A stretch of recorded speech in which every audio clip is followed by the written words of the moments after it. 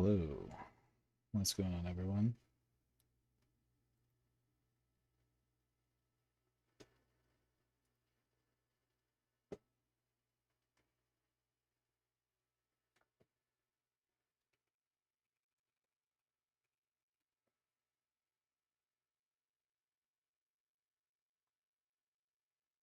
Let's see.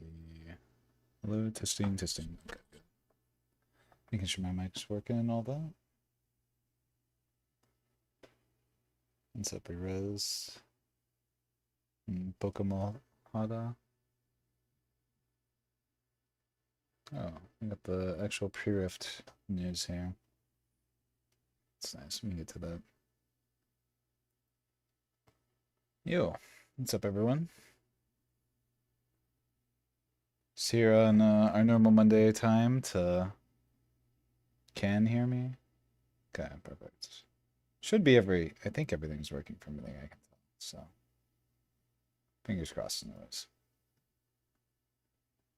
Yeah, wanted to go over a couple things. Probably won't touch up too much on what we had from the National Open as well as the CCS, just given that this format's rotating.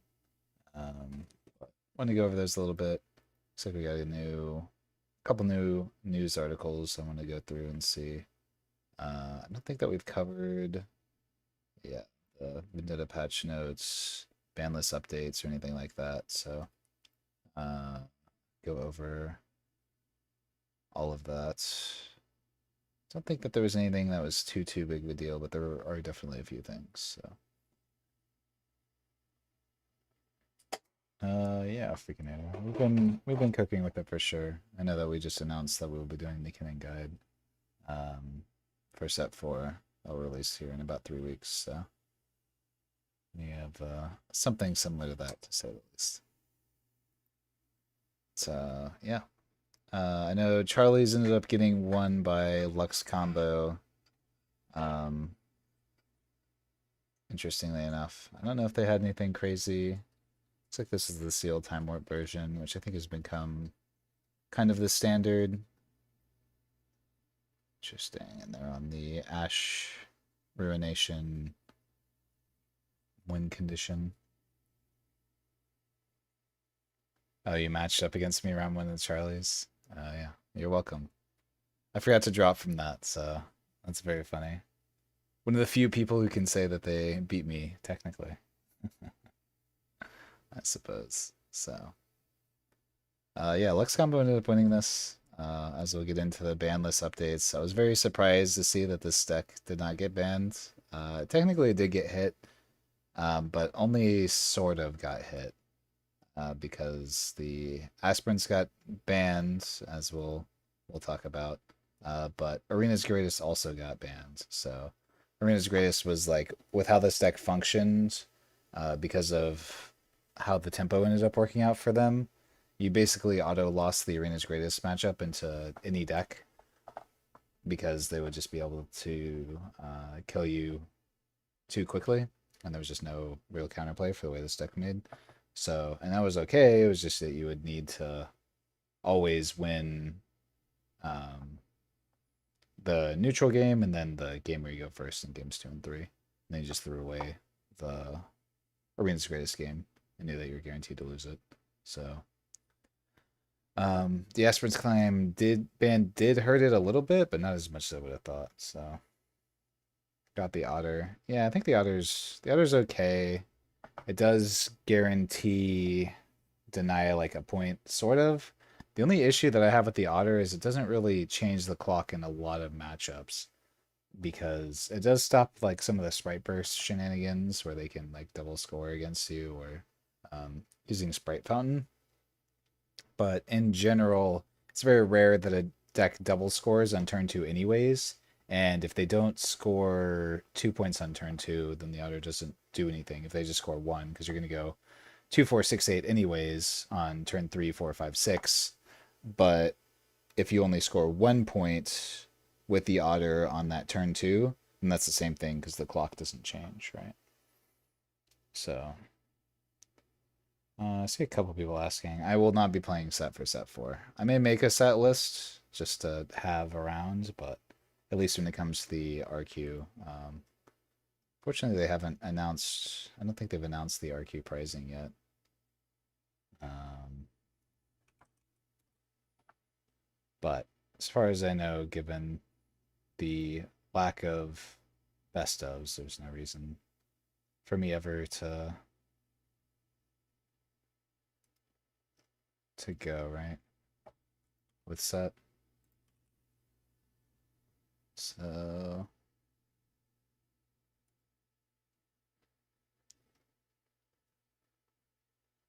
let's see. So it's just the normal stuff. Do they have pricing in here at all? Yeah, no. They haven't actually announced pricing yet at all, so there's no reason for me to play set that I won't play set, so. What champs are interesting to me so far in set 4? Kennen, Akali, Aurelia maybe, Azir maybe.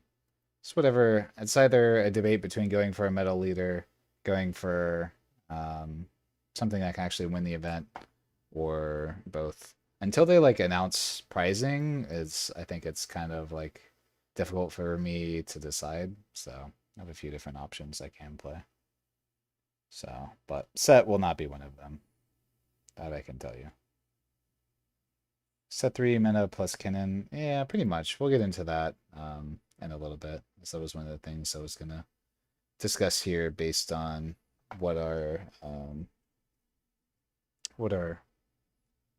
turnout was. So I know the Charlies was owned by Lux Combo. It had a pretty soft bracket.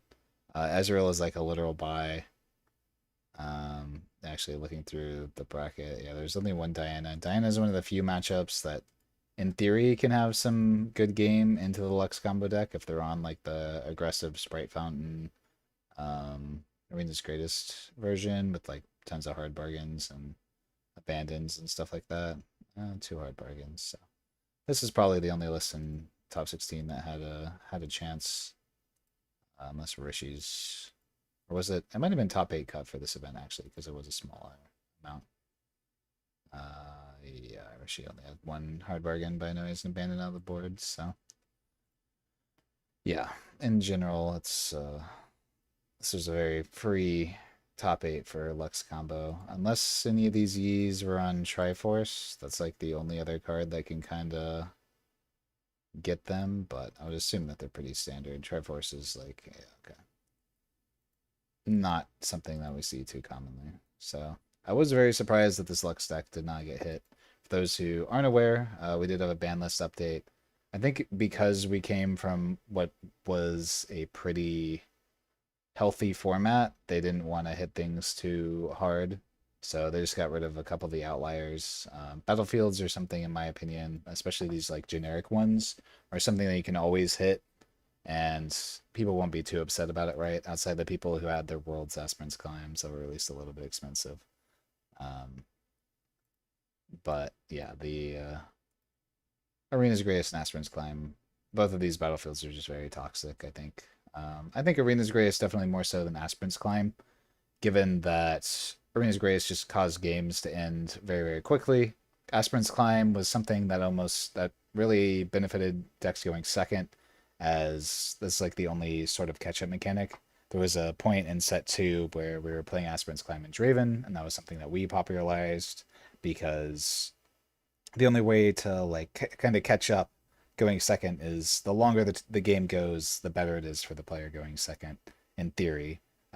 Because it's all about like the turn gap, where if you thought about it in the sense of like if a game ended on turn 2, then the player going first would have a significant advantage because they get 2 turns to do things, whereas the player going first or going second would only have 1 turn to do things. So the longer the game goes, the better it is for the person going second. Not to say that they ever are advantage going second, but it at least just evens out the disparity a little bit. So, I'm excited for Nasus. Do you think he's viable? Or are there too many bad matchups? There's some cool stuff that Nasus can do. Viable is like, he's not metal tier, if that's any consolation. So, better than like Garen or Ornn, or not Ornn, Ivern, something like that. So I think the best uprising is probably higher V. I do too. There's a good chance that if I do play something that's like pretty metal tier, that I could play like Kennen in the pre-RQ or Aurelia or whatever I think the best deck is. So Azir is just a deck that is very powerful. So yeah, I think that it's decently strong. I think LeBlanc is gonna have some issues in the new meta. So just given that this was the ban list, um, I think the meta is going to be entirely purple slop. The fact that they didn't hit Fizz or Starcross is kind of criminal, and LeBlanc has historically had an issue with those, right? So isn't Sabo good versus Lux? I mean, it's not bad per se, but I don't know. It doesn't like fix the matchup at all. I think that's kind of the big issue that I run into. So, um, is that like Sabo helps, but it doesn't completely fix the matchup. So, that's the real issue with the Lux combo deck is like basically your this deck's like 100 0 0 100. Like obviously if you play into a Lilia, you automatically lose because of their sig spell. If you play into a Rengar, then you typically automatically lose because they'll have some way to score an additional point and accelerate the clock. Triforce, Ari, all these sorts of things, just like you lose into. But Antid said that he was interested in Nasus to some degree, but he's been interested in a couple things. He was talking about Zed as well, so. But I don't know how much he hasn't really had time to work on it because I know he's been pumping out videos and editing and as well as doing our coaching and stuff like that. So for most of us, it's really hard to, even for myself when I'm working on a deck like Kennen or whatever, that it's hard for me to regularly talk about it just because I'm like actively always doing something. But you know, we always respond to pings and stuff like that. So. What do you think about Rek'Sai Phoenix version? Yeah, I think it could be potentially good going into this new meta. I think it has a favorable Kennen matchup, and yeah, its issue is really the same thing. Its issue has not changed. As soon as your opponent plays a Forerunner, you lose. If they play two Forerunners, you extra lose. So that's the real issue with it. But you know, if you dodge Forerunner, then you're okay. I know people think Akali is worse Aurelia, but I see them distinctly different and not all that much the same. Akali, I can tell you will not be tier 1. That one I can promise you on that one. That being said, I don't think the deck's like terrible or anything, but yeah, I don't entirely get the Aurelia comparison. It doesn't play that similarly at all.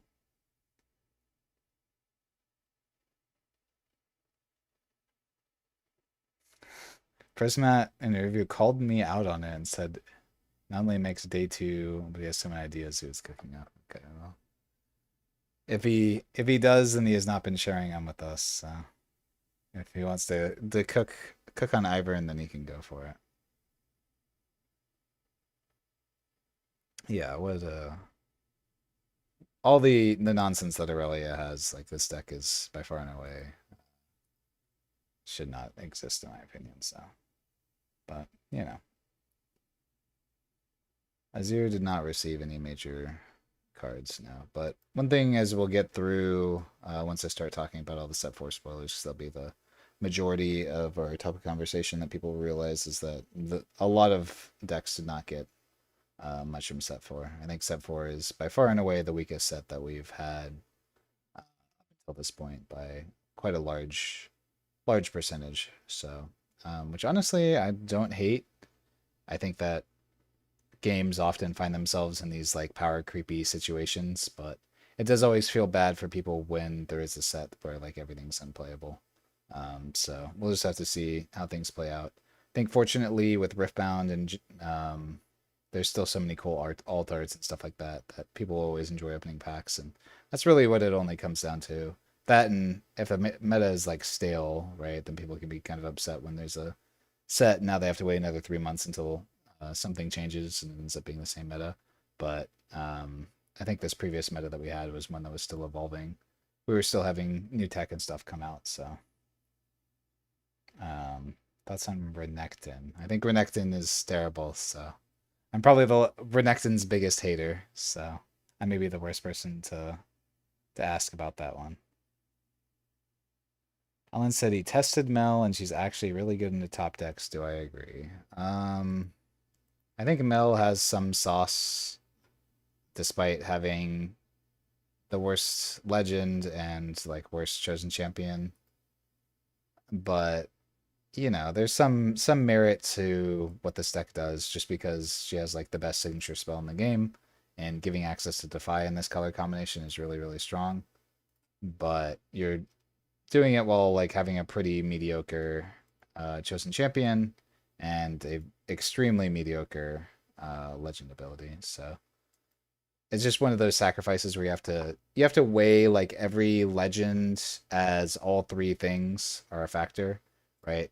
Your chosen champion, your legend, and your sig speller are all three things that make up the legend that you choose to play, not just the legend because it starts in play or the chosen champion. Like all three of these are a factor that uh, contributes to the power level of Mel in general. And unfortunately, the way that her power, you want like an even power distribution typically. You have decks like Diana where like all of hers are like sevens. Sevens to maybe even eights. Like they're all very powerful.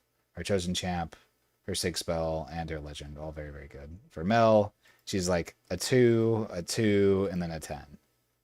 Which just means that like all the power level is just in this one thing. So but I mean, it is still historically one of the strongest color combinations in the game. So, and yeah, giving Defy to a better Defy because it can counter anything. It doesn't have the power requirement, so it can counter like falling stars and such. I can tell you is very, very annoying. Like staring down. If your opponent decides to play a similar thing to Diana, sure, they won't draw his card or have as much energy, but just the fact that they can protect their way from falling star so easily by also threatening like, well, if you falling star me, you actually falling star yourself, so better have a board that can protect itself is definitely crazy. So um I don't know if it's enough to compensate for the fact that her legend and chosen champion are so bad, but it's certainly possible.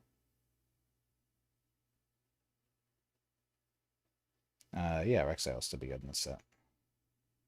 They're saying Kennen is true tier 0. No, I do not think Kennen is true tier 0. I can assure you that Kennen is not true tier 0 from our internal testing so far. It's my take on Aurelia always being at the top in Asia. Well, that doesn't happen here in the West. Honestly, I'm not entirely sure. Um, Aurelia definitely overperforms over there. I'm not sure if it's a specific meta thing or what. I know that we do have some decent Aurelia players over here, but I think the best Aurelia player that we have over here, at least, has told me he's asked multiple times at the game, and he's always like top 2, top 3 Aurelia at all these events that he goes to. So who knows? Maybe we just don't have the proper representation over here for the Aurelia gamers. But that we do have some good Aurelia players. Goobums obviously, unfortunately, ended up getting the deadly ninth on X11, which is really sad to see at Hartford. But there were a ton of, I mean, both ninth and 10th place were Aurelias. I think it's just one of those things where people focus a little bit too much on the direct tournament results and without understanding that card games do have variance. And not only is there variance, but it also comes down to what the top players want to play, right? In China, it could just be that their top players want to play Aurelia, and that's something that they're more practiced with. Whereas here in the States, we don't really have a top Aurelia player, right? So yeah, at least from like a consistency perspective, we haven't had any Aurelias who've been able to top every event. So yeah, that's just been one of those things. No, not to diss on any of the Aurelia players, of course, but I think it is potentially just one of those things. Plus, I think Aurelia is also the type of deck that would do better over in China, just given their climate of how they play the game, and yeah, I don't know, just the way that I think if they're all newer players, so Aurelia is like the type of deck that you have to think very far ahead in order to beat, I think, in a lot of situations. So,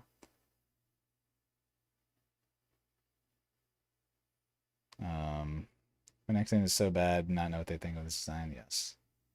I mean, I read that design and I said this was a terrible design the second that I read it and that this guy would be unplayable. So,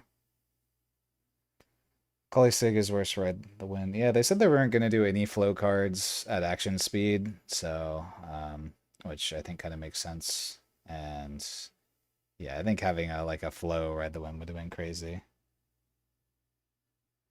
But yeah. Will Legends who got no support with this set be much worse than the decks that got support? I'm trying to build Draven for Singapore.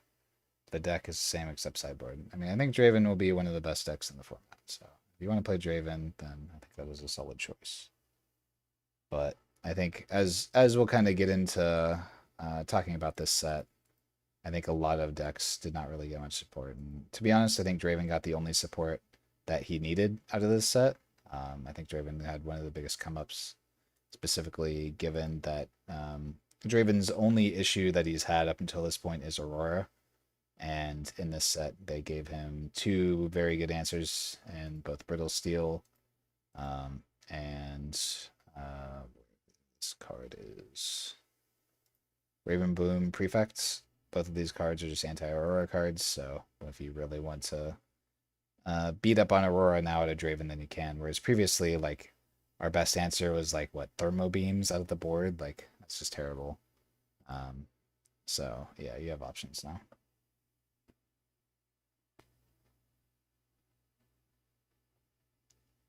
I see a couple people asking about updates or set with Vendetta. We'll get into that in just a little bit, just because there are a lot of potential cards for a few things. But I think overall, like I said, the set doesn't really have a ton of support for older stuff. There's a couple of universal cards, but not as much as we've seen out of like set 2 and set 3.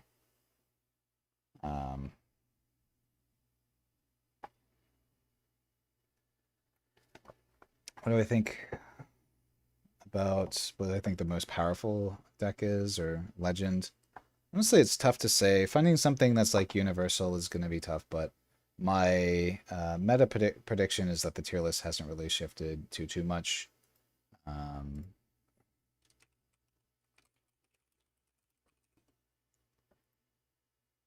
So this was like kind of the set 3 one. My expectation is for Draven to kind of go up here towards the top. It's hard to rank E because I don't think he hasn't really gained much or he's lost much, but there's not really much of a reason to play him anymore, right? I think LeBlanc has lost a little bit, just given the fact that purple is going to be so much more prevalent with the addition of Kinnan and stuff like that. But outside of that, I honestly don't think that much has really gained or lost. I think Ezreal is decent, but has a couple of bad matchups where, like, if you run into, I don't know, an aggressive Rek'Sai or you run into a Kinnan or something like that, then this Ezreal deck's just going to fold. So, yeah, but I still think all these decks up here at the top have kind of stayed that way. There hasn't been something that's usurped them completely, right? At least when it comes to all this. The only like real tier shifts I think is there will be more Starcross, so LeBlanc goes down. You're able to hate out Aurora a lot better, so Draven goes up. And the majority of these other decks like haven't really changed in terms of power level, and because we're going into a set where there's only one legend that is even a contender for the S tier, then these are obviously not going to change much in terms of tiering. Be lower on Mbessa. It's mostly that like Mbessa doesn't interest me as she's in sets colors, but has to play a completely different play style than Set does. So I think Mbessa's fine. I don't think that she's terrible. She's probably like a top. She's definitely in the top half of Legends from this set, but yeah, she just doesn't particularly interest me. Teemo Spiderling deck. I mean, anything like that is just going to be a meme. If the Spiderlings were better, then it would work, but this card is not very good given that it only gets the plus for each other unit control at the same location, so there's no way to prevent yourself from just getting like cooked by you get to a battlefield second, and then you just lose. Kind of um has the Vex problem, right? But even worse. I think Aurelia to me is going to be one of the top decks of the set.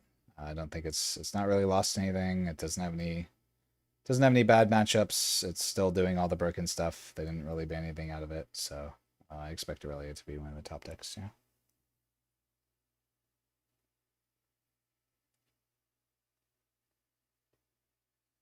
Yeah, exactly. No Starcross slash Fizz ban has put LeBlanc like probably pretty far down. So, but to be honest, I think LeBlanc is the most toxic deck that nobody talks about, and that this deck is like when you play into your good matchups, it's just 100-0. Your opponent has no chance. When you play into a Yi and you know how to play LeBlanc, I promise you I will money match anybody. I will never lose to a Yi on LeBlanc outside of just having the most bricky of brick draws.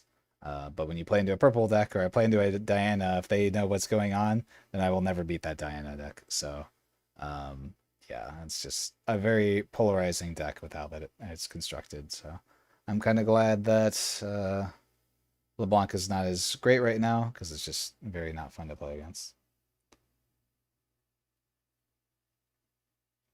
Why is Draven S? He got what he needed out of this set, which was just gear hate. I think Draven is just a very powerful deck, so doesn't really have any bad matchups of any of the top ones. It's one of the few top decks that's able to take down Azir consistently. Yeah, I don't know. I just think this is like kind of the deck that got the most, despite it really only being some sideboard cards. The addition of the is it the rules hub or the tournament rules update? For those who don't know, we also got an additional 2 sideboard slots as a part of this update. So when you look at the matchup spread of Draven, his only real bad matchup that he had previously was to Aurora due to not having good Aurora hate, not being able to devote enough hate to it. So the sideboard change plus the increase of the sideboard hate that you can actually add in there specifically to dedicate towards Aurora, I think is enough to get him up there. So yeah, I appreciate it, Jackson. Yeah, so just confirm that we have a sideboard size to 10. I was hoping for 12. I think 10 is still a little bit small, and maybe this is something that they'll continually increase, but honestly, I just kind of wanted them to... I know it's going to have to get to 12 or even 15 eventually, so, or 14 if they want to continue with these even numbers on this trend, but... So rotated just means that there are no longer best ofs in rotation. So for any set 1 legends, such as Lux here, Master Yi, Annie, Misfortune, these you can no longer get the best ofs for them. So as that's 90% of pricing from these tournaments, there's not much of a reason from a pricing perspective to play them. Do I think Azir stays in S? Yeah, probably. Azir's only real issue will be if Draven decides to pick up in value, in my opinion. I haven't tested Azir into Kennen yet. Something on the to-do list. But I know that Azir can build to beat Kennen, so if it wants to anyways.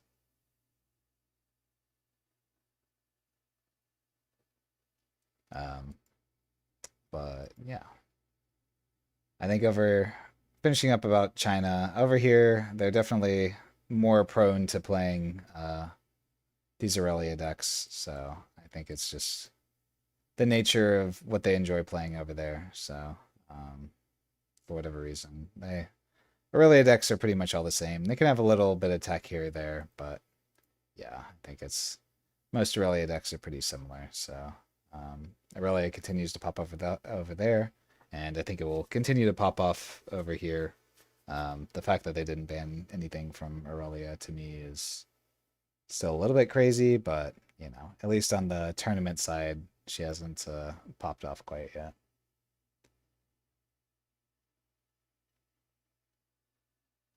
But yeah, I don't know how they didn't ban Abandon Hall personally. I think that that battlefield is kind of nonsense with the fact that Aurelia exists. Yeah. Acceptable losses looping does work into Azir and sometimes Aurelia too.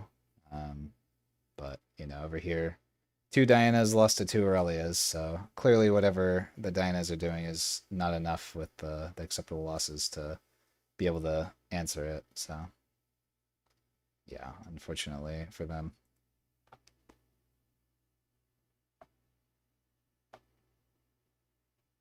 I'm not a big fan of Fiora personally, but you know, at the end of the day in Riftbound, we've seen and proven that like pretty much any deck can do well if you're a specialist of it, right?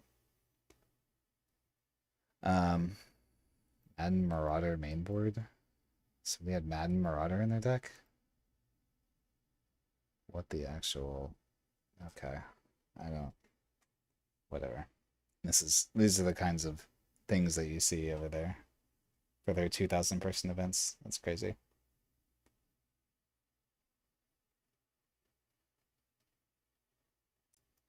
More sideboard slots benefits the best decks more than the weaker decks. It depends. At the end of the day, when it comes to the idea of more sideboard slots, is the only reason that weak decks are weak is because they have some sort of bad matchup. Uh, all of these decks are down here because they have some bad matchup up here, whereas these decks up here at the top have at least game into pretty much everything, right? So because of that, more sideboard slots for these, in my opinion, does a little bit less because they already have a good matchup into most of the stuff anyways. It just gives you the opportunity where now if you're playing a deck that's, I don't know, down here, you're playing Kha'Zix and you need you want to beat like an Aurora deck or an MF or that you can devote some sort of hate to it. So now with the specific hate cards too, you can devote some extra sideboard cards to those too. So I don't know if like extra sideboard slots benefits or is negative for anyone that much, but yeah. So it's also worth noting for those who are a fan of 2v2 that Yi did get banned for 2v2. For those who didn't know on the side events, everyone played Yi Yasuo. It was literally just nothing but Yi Yasuo was what you would play at the 2v2 event on Sunday for the prize wall tickets. So yeah, the fact that this guy's gone is quite a blessing for that format. Hopefully people will come up with something a little bit more interesting now, or be able to come up with something a little bit more interesting.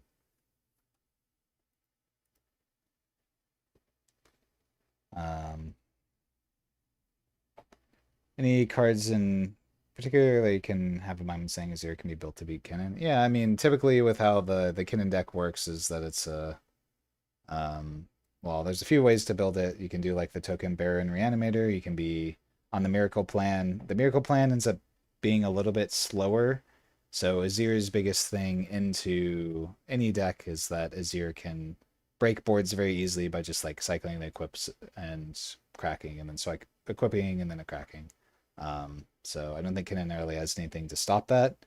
And then if they're on the Baron plan, then it could maybe be a little bit tougher. But you know, if you have access to Coles and you can call off the Baron, then you ever win by just clearing everything else first.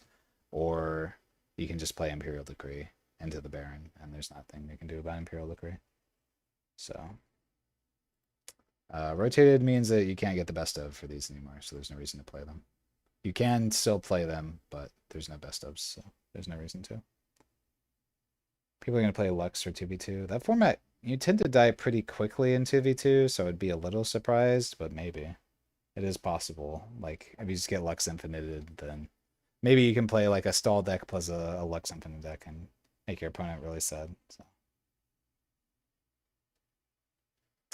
yeah, so I want to go over a little bit of the new set, as I think that there are a lot of cards that we'll see some play in certain decks, but the vast majority of these, I'm not gonna like really talk on the 4 for 4 that does nothing.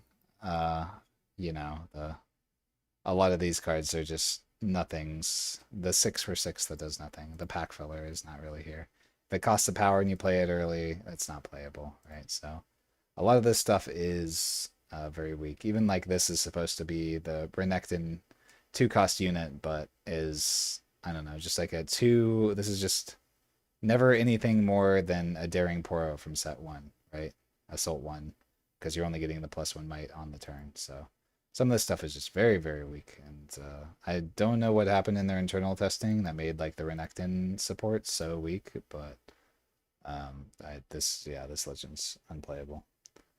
So for some stuff that is actually playable, starting here at the top, I've seen a couple people playing this Pendulum Blade card in Akali. I don't think this card is very good. I often say that in Riftbound, you want to focus more on your situations where you're behind rather than ahead. And, when you're playing a Fury deck, there are about a million ways to break a battlefield.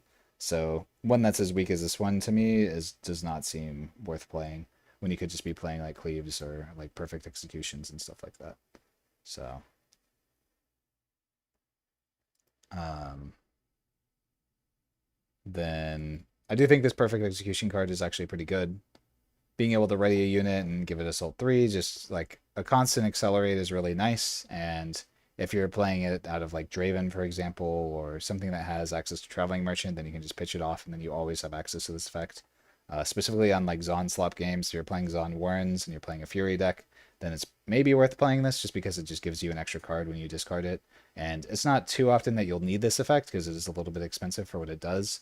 But the fact that it's literally the ready card that for 2 energy plus a cleave stapled on top of each other.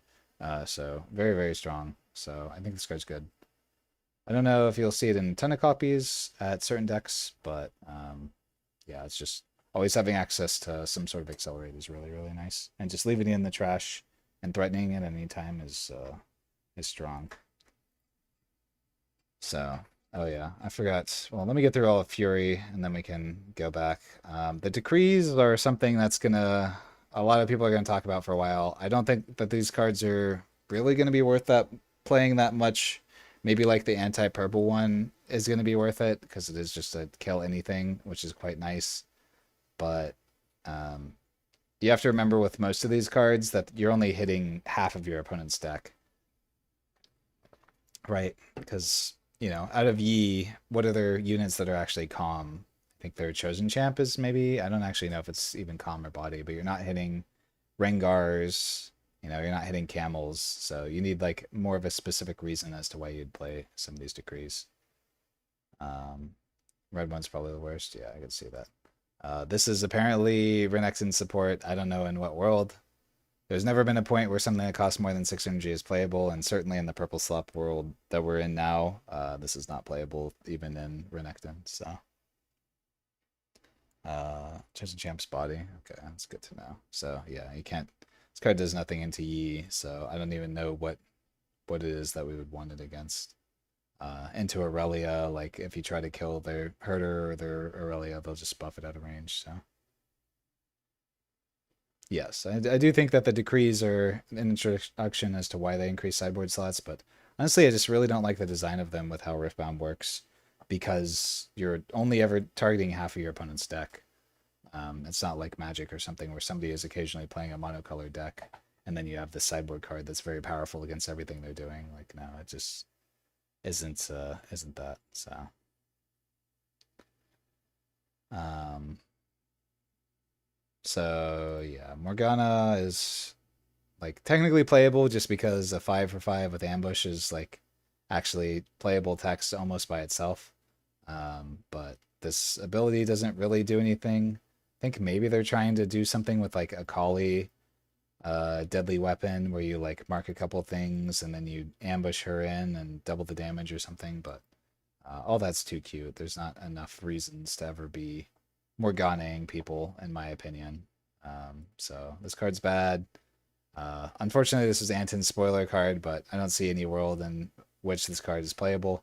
The only one is maybe like a Rek'Sai deck, but with like infinite tokens. But even then, like this is just so expensive. Like we're paying 10 and 2 for this effect, like crazy.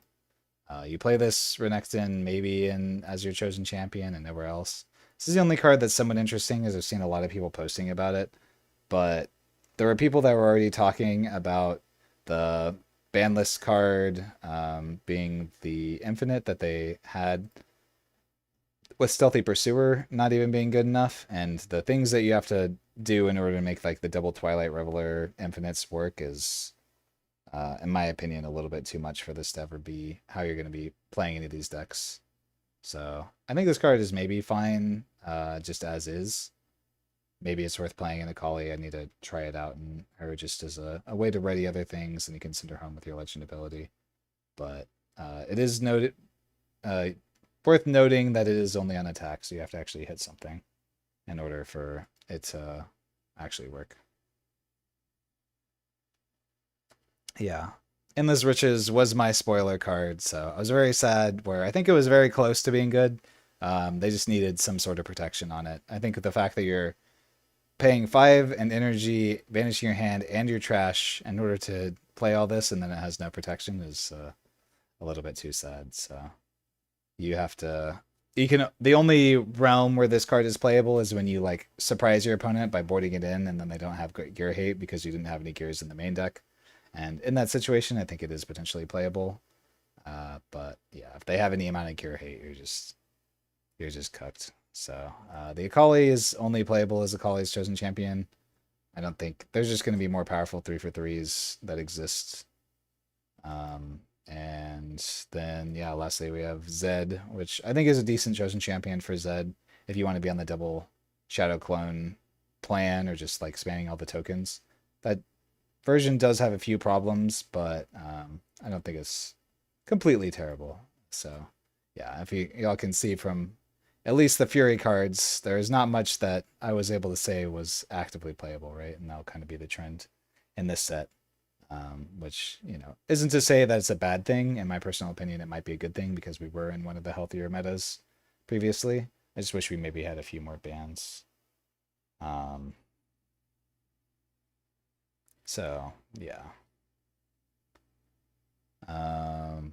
But that's Fury. We'll take a little bit of break just because I wanted to read the Vendetta pre-rift. I know that Anton will be doing a video on this, as we always do for how to win your pre-rifts. So I know he's been working hard on that. So see if there's anything interesting being included. I know they have a pre-release ribbon, which is kind of cool. Unfortunately, the Ash from this most recent set is not really worth anything, but maybe this ribbon will be as a card that, or as a character that's pretty popular. Granted, Ash is kind of popular too, but you know. See if there's anything extra. So we get pre-release seeded legends, pre-release seeded legends, but it doesn't look like they're doing anything special with them. Yeah. Okay. Wait, are they just all legends in here? Yeah, they just have all potentially seeded legends. Okay. I don't know why they had to have these little tidbits here. To talk about these legends. These are kind of funny in my mind. Renekton lets you spend more energy by recycling runes, essentially allowing you to double dip on your runes, everybody. You can double dip on your runes with Renekton for 1 turn, and then you lose them for 5 turns. It's a fair trade offer, according to Mr. Riot Games out here. Yeah. I've seen, yeah, just to harp on it again, like I'm sure some people will play the infinite, and if you can play cards that you were going to play in your deck anyways, then just having access to an infinite is like fine, but I wouldn't build my deck around it, if that makes sense. Win deck list for Mel. It's something we'll work on for sure. It's the plan for the next week or two. Obviously, all the spoilers have only been out for a few days, so we're still ironing out a lot of the lists. And the big thing about like developing a meta is that previously we've been able to look at China and have a lot more time going into the release. So people are used to having like a 1 month after spoilers or 2 months in some instances, like with set 2, right? But this is the first time where we have a week essentially until the pre-release, 2 weeks before it actually releases. So the time crunch for everything is going to be a lot tighter. I think this time around, especially in the early on events, potentially Barcelona as well, we're going to see much less refined lists as opposed to when we did in set 3 and set 2 and all of that, because this is the first time where it's just kind of the Wild West. Everyone is just getting thrown to the wolves and being like, all right, play whatever it is that you want to play. You don't get previous tournaments like from China to look at for reference points to at least get you started. You get none of that. You just have to go and trust your gut or whatever you think is worth playing, right? Excited for Aurelia next set? I'm very much so not excited for Aurelia. Aurelia is like one of my least favorite decks personally. I think that deck's been too good forever, and I'm surprised that it hasn't been it. But yeah, and that's I think that's the sentiment as well. Is I am going to be going through and talking a lot about a lot of trash about the cards in the set. But like I said, I think it's a good thing because we had a previous meta that was very good, and the fact that we aren't changing up that meta is probably not a bad thing. And yeah, at least opening packs out of this set, there's so many cool alt arts that boxes will still do fine. So that's the only part that people tend to get really frustrated with is when like a meta doesn't change and the previous one was boring. But I never had anyone towards the end of it being like, "Oh, I hate this meta so much. I want it gone." So yeah, I think that part's pretty nice. So yeah.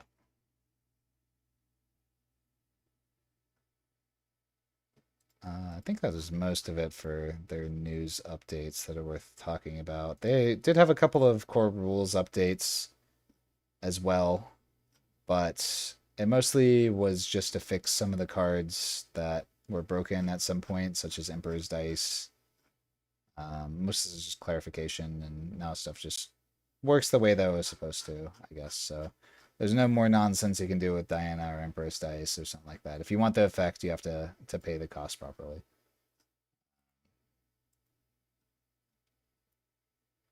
And yeah, I will be going to Gen Con for anyone who's going to Gen Con as well. So they've got a cool Riven promo here um, for anyone going to the convention. So that's pretty cool. We'll also probably be buying a bunch of these if people end up getting them and they don't want them. um, then they have a bunch of random events and stuff like that. So all this stuff will be pretty fun. Some meet and greets. I will be there, but I don't think I'm doing an official meet and greet unless Diana wants to have me do something last second. And then they do have this secret garden thing, which I think will be really cool in actual English. So this will be the first time to get this for people who are interested. Yeah, hit me up if people are going to Gen Con and they want to say hi. No, it's a big con, but I'll definitely be around.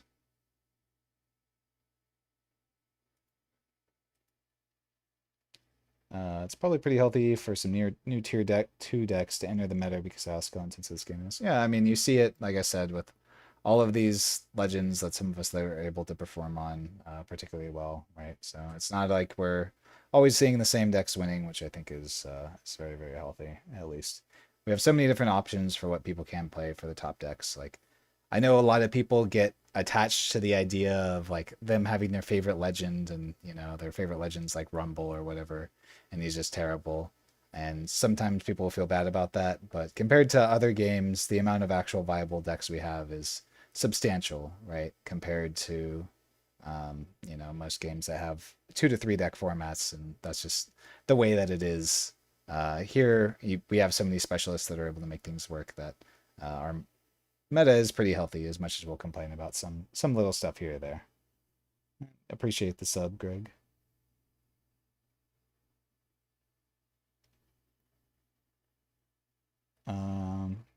Actually, I could get away with running Recruit Gear, Revel and Facebreaker. Yeah, that's possible. There are lots of decks that, in theory, can run this like Reveler Infinite combo if they really want to. You just need access to a stun. Um, but I don't know that it'll be so crazy that it's something that we really need to keep in mind. So, seen a lot of people talking about Hook Cannon. I don't think Hook Cannon is viable. If you just put the cards together in the deck, there are too many things that you want, in my opinion. I've had, I think it just ends up being a little bit too clunky, but it's something that we'll try as well. I will say that my versions of Kinnan are not anywhere close to Hook Kinnan. So, Alan has always said that Aurelia is bad. Why would that be? I think Aurelia is very OP. I don't entirely know or understand Alan's takes. I can tell you that Alan has had some hot takes over the course of time. So, I think Aurelia is the type of deck that it can just kind of lose out of nowhere if you aren't careful. But to think that deck is bad is a crazy take. I think some old legends got major buffs. Not really. We didn't see like a ton of support for any of these decks, to be honest. So the vast majority of these are going to stay similar where they are. I've seen some decent Rek'Sai lists that we put together so far, so Rek'Sai is definitely a big winner out of this set. Even though I don't think she got like a ton, it's more so that I think Rek'Sai is really good into the purple slot decks. So long as they don't have Ferris Forerunner, then Rek'Sai actually tends to be pretty good. It's just the Forerunner decks like Draven that are just like impossible. Where does Swain fit in? He doesn't. That's the neat part. Do I think Kennen will be best deck? Probably not.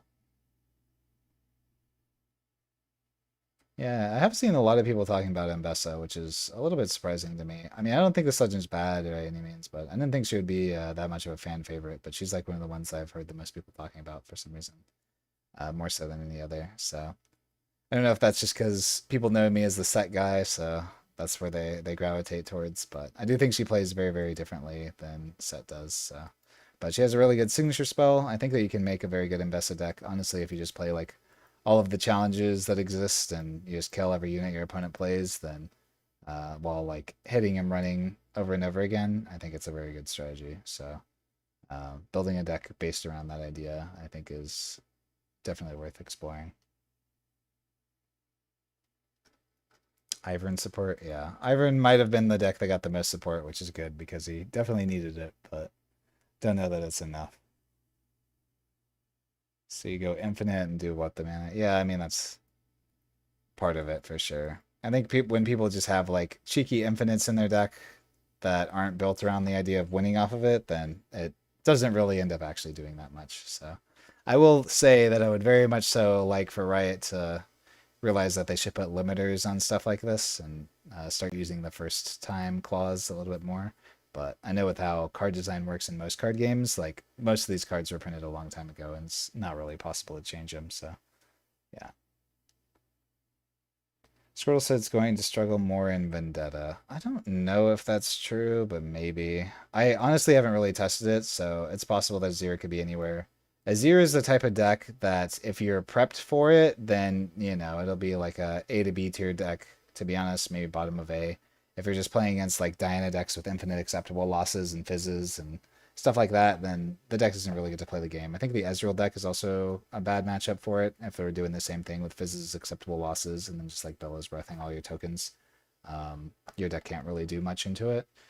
But into most other things, it actually has like a pretty respectable win rate and is just doing the most consistently broken thing of just all of your guys are undercosted or overstated, depending upon how you want to think about it. So you're forcing your opponent to have to cast spells to break in, and yeah, it's just crazy. So each build for Draven is considered tier S. I mean honestly any build is probably fine. I don't know if I'd go for anything too inconsistent, but just like the Draven list that exists now, go with a couple of different sideboard cards. It's always important to understand that the only reason that these decks are here is because of what you're expected to play. And if you have answers now to what your worst matchup was for Draven, which was just the Aurora decks that Draven was really struggling into, now because he has two of the best answers he could have ever asked for into them, being the purple guy that just stops Aurora from coming in the first place, and then Brittle Steel being a spell that if they ever Mind Splitter it, you can still flow it and kill their Aurora, both of which are really, really good. So Um, so yeah, I think we talked about most of our relative opinions on legends in our review list, and none of that's really changed. Of all the legends that exist, the best obviously is Kinnan. His action or his legend ability is actually really, really strong for this deck just because it doesn't have any other ways to get that combat boost. And the fact that you can do it at action speed and force your opponent to have to act first is just really strong, while also having access to a very, very powerful Chosen Champ and Sig, enabling him to make like miracle-esque versions, right? So beyond that, honestly, the most of these legends, I think, after a little bit more of a revaluation, are like in the B tier and below. I don't think that any of them are really going to contest with any of the A tier or S tier legends. So pretty much everything else here is B tier or below.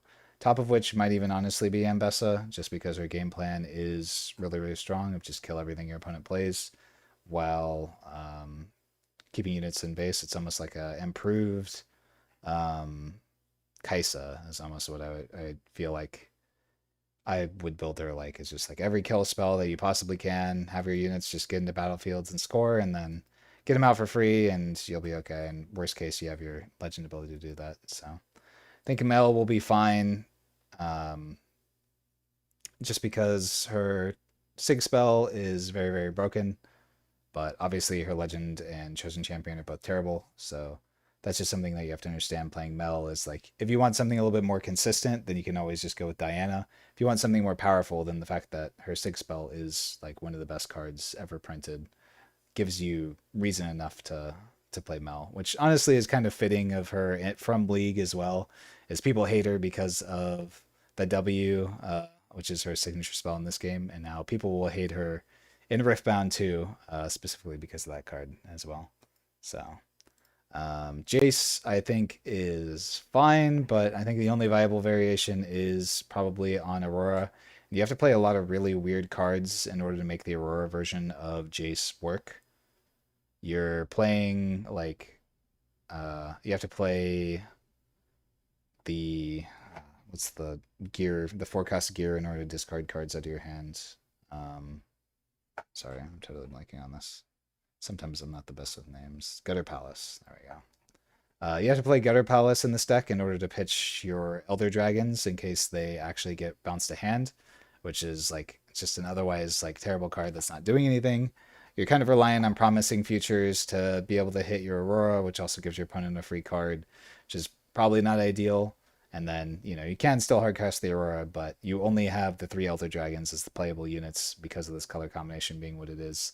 So if your opponent's just ever able to answer your 3 Elder Dragons with like Starcross loops, then you're really going to struggle. As for the non Aurora versions, like this color combination just doesn't have, there just aren't gears for us to abuse. So I don't really know what their intention was with Jace, but if we just look at the new cards that we've gotten, like giving something a little bit of extra might on the turn is not it.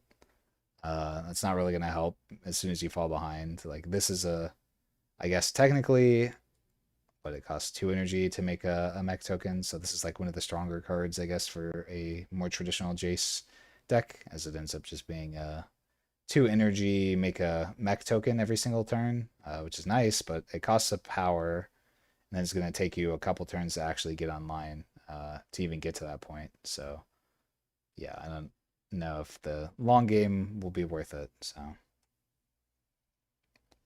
I think Rek'Sai could be A tier. Yeah, I think Rek'Sai is close to A tier. So um, Shen is a meme, so sorry for Shen believers. Yeah, he's just not good. This color combination has historically not been good outside of Azir, and Azir does his own thing, so yeah, this guy will be pretty bad. Nasus is like fine. He'll probably be like a C to B, probably a C tier legend. You're gonna want to play him with the new bird and try to play it directly to the battlefield. Get your untap to play something else, and then one thing that you can do with the new bird um, that I thought was really cheeky and probably one of the stronger things. Where's this guy? I'm still on gears.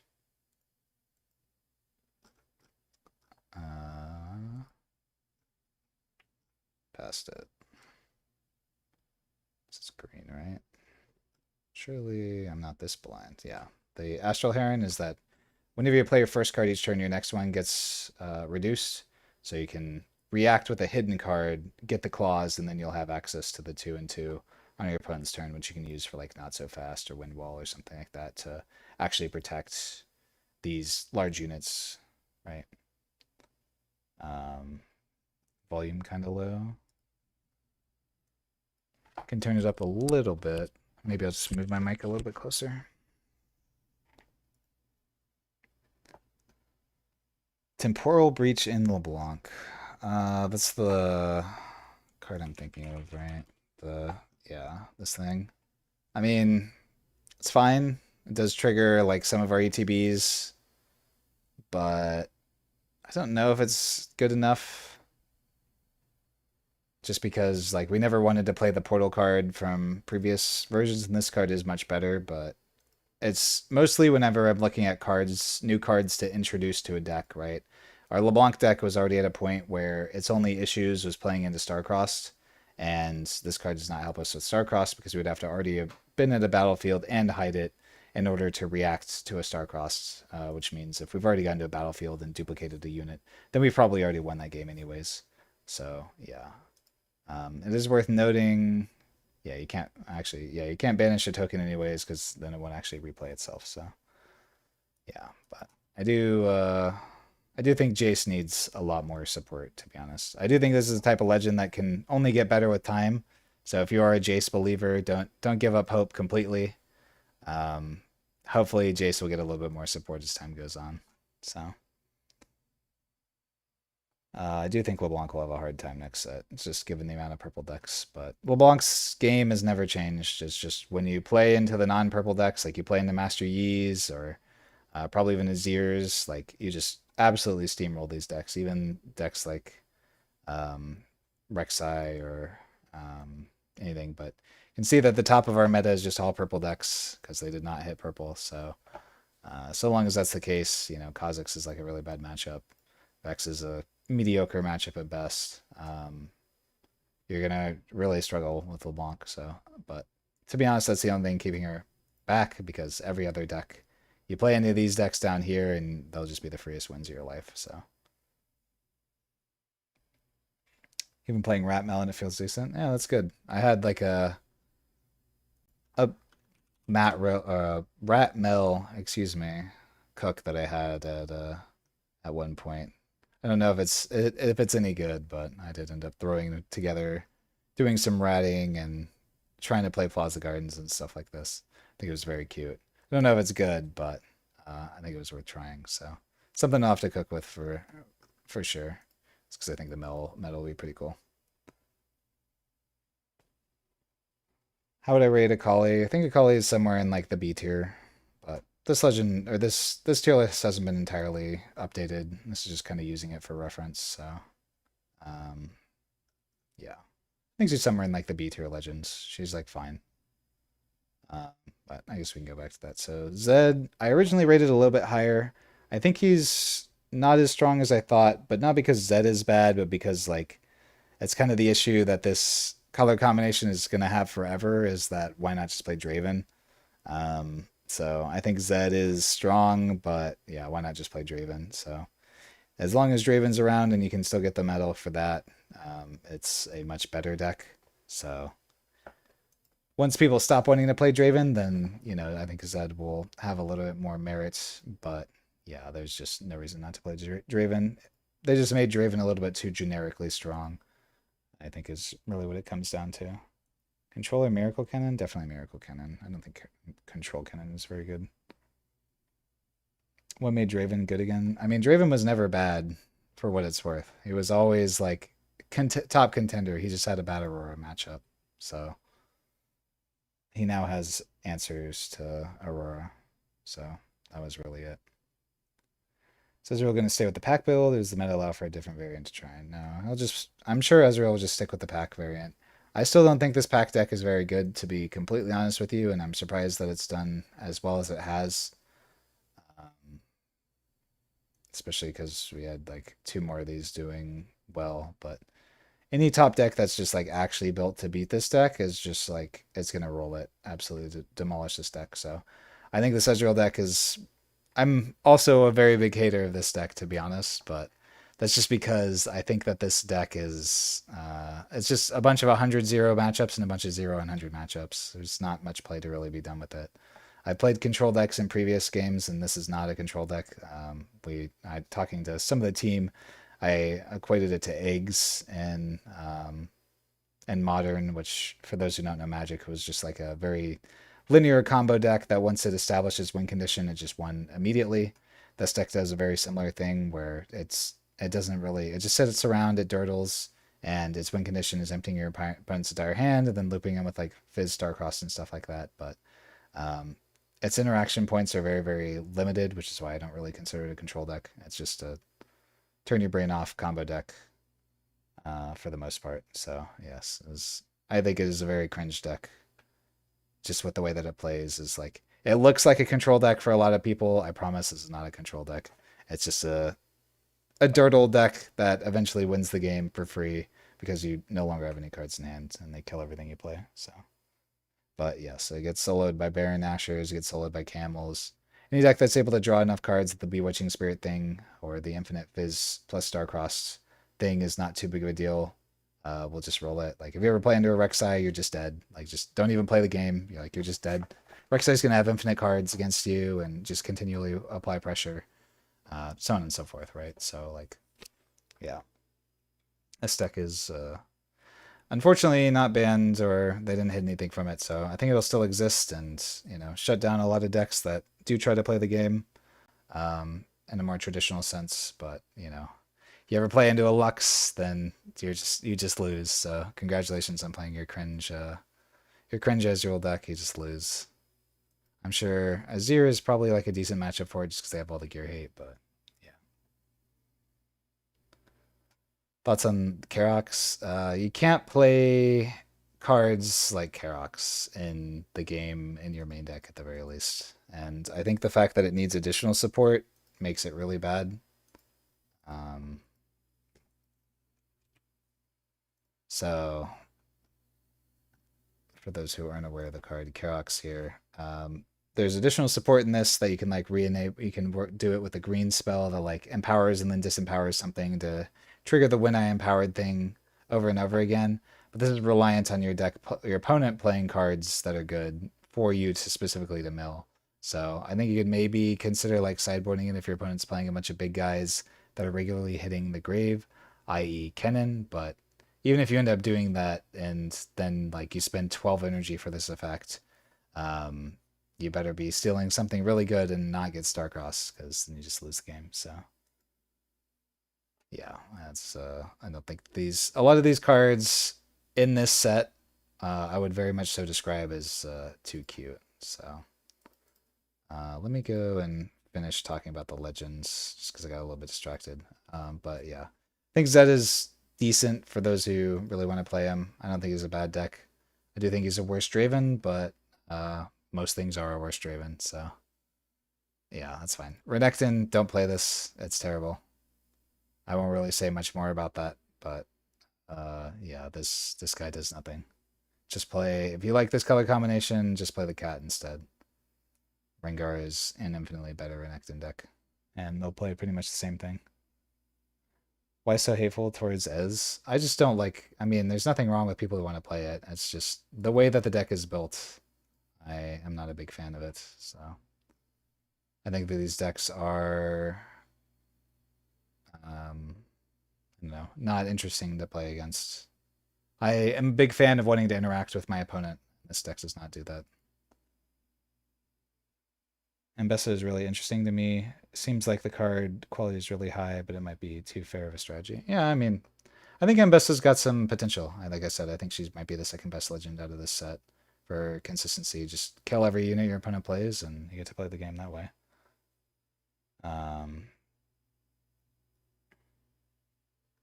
Yeah. So yeah, Renekton don't play, and then the last one is Akali, which was one that people were originally hyped about, and I do think that this ability looked very strong to start, but honestly, it just really isn't that good of an ability. If you were in like a color combination that had access to Rengar or Vi being the two ambush units where you could like send something in, you could ambush it in and then you could retreat out the other thing, specifically with Vi, I think would be really strong. Or if it had like more on attack effects, then I think Akali would be really strong, but this color combination just doesn't really have access to anything like that.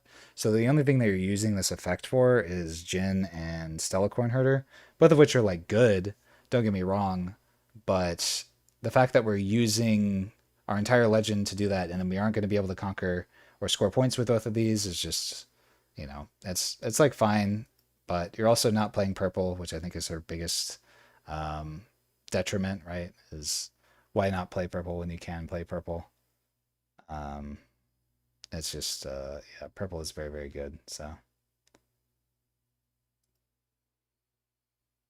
You have Rengar pouncing. Yeah, I think Rengar pouncing potentially works for like an more aggressive style of Akali. So I think there are ways to make her decent. Like I said, she's to me, she's like probably kind of this top of B tier, along with Mbessa, in my opinion. And probably, if I had to guess, the third best legend out of the set. Um, I think the Mel deck will still be good, but I don't think it's specifically because Mel will be good, but because her Sig spell will be good and this color combination is very strong. So I don't know, like in terms of tiering, which of these will really be above in my mind. But in terms of like what the legend is doing and being thematic towards it, I think Akali is certainly more strong or stronger than Mel, right? Um,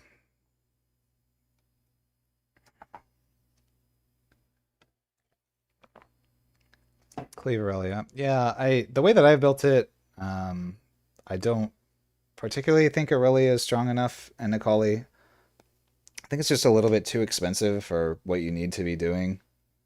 Um, is the real issue, but it's maybe necessary because at least it has deflect, so it protects itself a little bit more. But yeah, so that's my takes on pretty much all the legends here. I think now we can go into see if there are any.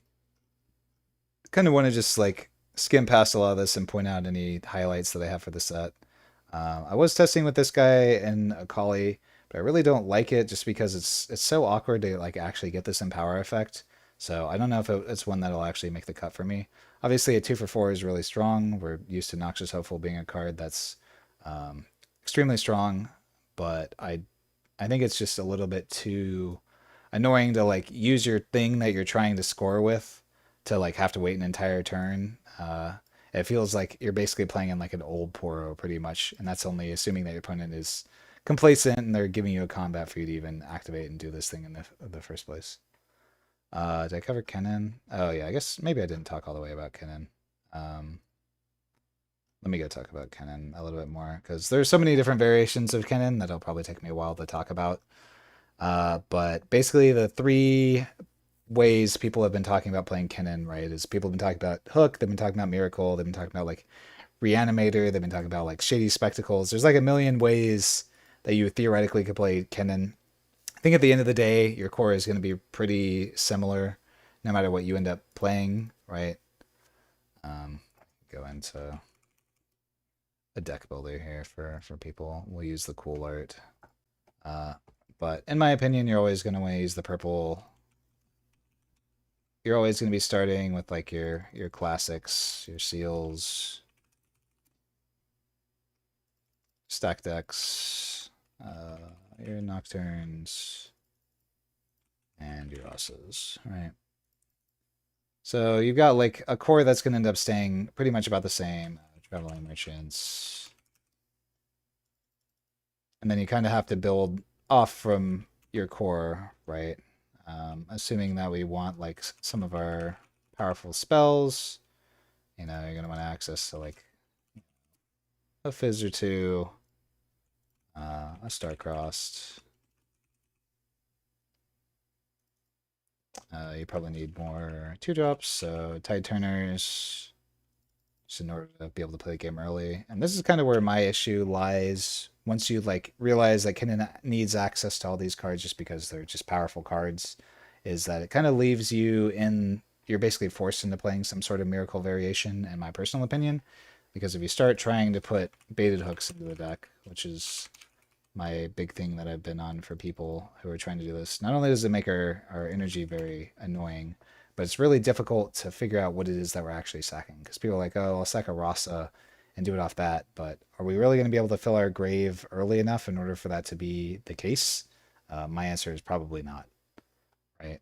It does feel nice that we're able to constantly always assemble the baited hook combo stuff, but it also relies on basically in order to make baited hook work and the math behind it.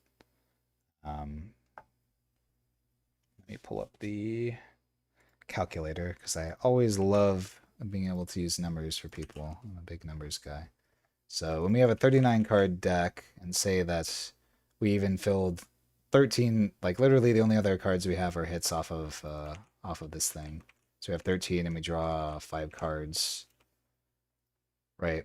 We only have 88% odds in order to hit what it is that we're looking for. And this is assuming that we literally put 13 bricks in our deck, which are cards like Harness Dragon, um, probably Mind Splitters in our deck. Like these are cards that are just going to do nothing in our hand. Harness Dragons, um, probably the Mixologist, stuff like that. Stuff that's just uncastable otherwise.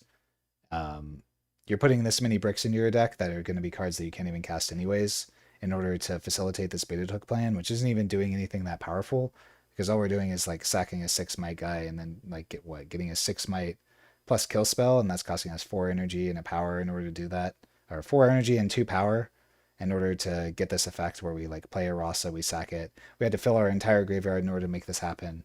And then we get to pay a Vengeance wherever that card is, which is a card that's like historically not really done anything for us. Obviously, the longer it sticks around, the better it is. But the reason that Baited Hook works particularly well for LeBlanc is that you're sacking off not real units, right? Here we're sacking off real units, having to play a bunch of bricks that otherwise we aren't really going to be able to cast. And yeah, all of this in order to facilitate. The hook math isn't different from LeBlanc. The issue is that when you sack something in LeBlanc, it's the cost that's different. For LeBlanc, your cost was only discarding a card from hand. It's no tempo. It's nothing that we had to change our deck to build around because the cards are going to play around anyways. It's that your cost for doing it is so much lower as opposed to having to fill our entire grave, play this Rasa, pay an additional power, sack it off, and then get an effect that, again, even like these Harness Dragons are going to do much less because we aren't able to duplicate these. These are just blank units that we're then going to sack off in order to like find another Harness Dragon next turn in an ideal world. That's like the best thing that we're doing, which to be honest is just not super powerful. I think people are originally hyped about the idea that you get like free Nocturnes, but when you're actually activating the baited hooks and sacrificing and doing all this is probably going to be turn 3, turn 4, turn 5 onwards. We're like playing a free Nocturne and just getting like a free extra 4 might. Like, who cares, right? That's not going to do anything that changes it. But the specific reason why baited hook is bad in Kennen, and this is something I'll stand by. Maybe I'll be proven wrong and someone will make this list work, but is specifically because you're sacking stuff that has an initial cost that is so steep where you have to build around your entire deck in order to basically only sack Rasa is the only thing that we can do. Yeah, you could play. That's the only variation that I will say that potentially has some merits, as if instead of doing like all this this miracle stuff with this, you go with like Seal of Unities, and then we play like Matrons. Maybe even play this guy. We can even play Sir Mix-a-Lot. And then our goal is to just play Vanguard Captain and what's up from the deep. So you can play maybe some variation similar to this where you just like spam a bunch of tokens out with Vanguard Captains, Fizzes for up from the deep, and all this sort of stuff in order to just get like infinite Vanguard Captains. I think this potentially has some merit, but I don't know if like the hook is really necessary for this, but maybe it is. I don't know. It does let you just like infinite token spam. So I haven't tried this variation. This is the only variation of hook that I think has potential, but anytime I see people talking about it, they like always talk about the Harness Dragons and all that sort of stuff. And that version, I can promise you, is not good. This version, maybe there's, oh yeah, Alawi is for my, that's a good point. You can play Alawi as like a payoff. So, maybe the Fizz up from the deep is too cute, but maybe we'll do like cut one of these. We don't need to ride in this deck, sure. So yeah, this is all doing, you can get like decent might allowies and kind of do something similar to this. So if I were to try this, this is probably the variation I would try and go for. But the issue with a strategy like this is just inherently that we don't really have a payoff, right? We're just making infinite tokens and then not really doing anything with it. So because you have to play so many units in order to facilitate, oh, I am missing 3/6 bow. You're so right. Okay. Forget about those. Maybe we can't afford to even play all these. Maybe the fizzes have to, well, Probably still want some mana fizz. The issue is if you like cut these 2 drops, then now we're just not like scoring on turn 1, but we're in a token strategy that's supposed to be very aggressive. I don't know. Everything I see from this sort of stuff is it just feels so awkward. Where like I don't know where it feels so difficult to like commit this many resources in order to playing this strategy where we get all these tokens and we get all these bodies, which is nice because we have to score for free on future turns. But if we didn't score early enough, then it doesn't even matter that we're getting all these bodies for free because our opponent's always going to be ahead and we don't have the ability to hold based on the fact that we just have a million tokens, right? Um, yeah, you definitely play a lot of bricks in order to facilitate all this and stuff. So, like I said, if there's a baited hook version that exists, it is going to be something similar to this. Obviously, not this exact version. This is just me throwing cards together. But I don't think that this is strong enough, just based on my intuition of how I understand Riftbound to work. Is that the fact that we aren't scoring early because we just can't afford to play 2 drops plus all the additional support that we need, or turn 1 plays, 2 cost units, whatever you want to call them. We aren't scoring early enough, and then our like payoff is not defensive enough that if we're ever behind on points, that we can make this work. You could maybe make an argument that you can make like 1 billion tokens, and then like play Baron Nashers as like our top end. But if we do that, then I think you have to cut the hooks because this is just too power intensive. And like I also don't know how we're facilitating all this with like seals and baited hooks, and then like obviously if we can pitch this off, then you can like harrowing a Baron Nashor or something like that. But this also creates like a very awkward situation where this costs you 5 power in order to cheat out this Baron Nashor in order to facilitate the energy thing.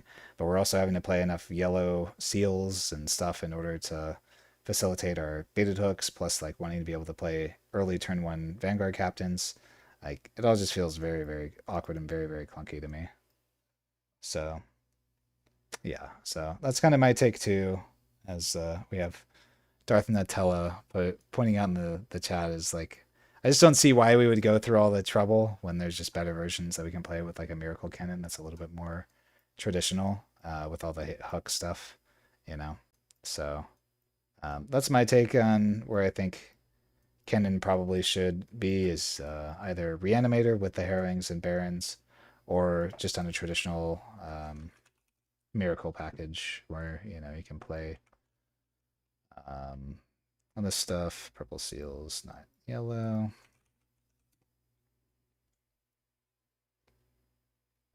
I talk about a 2 to 3 drop tier list across 4 sets now. That's kind of interesting. Never really thought about that.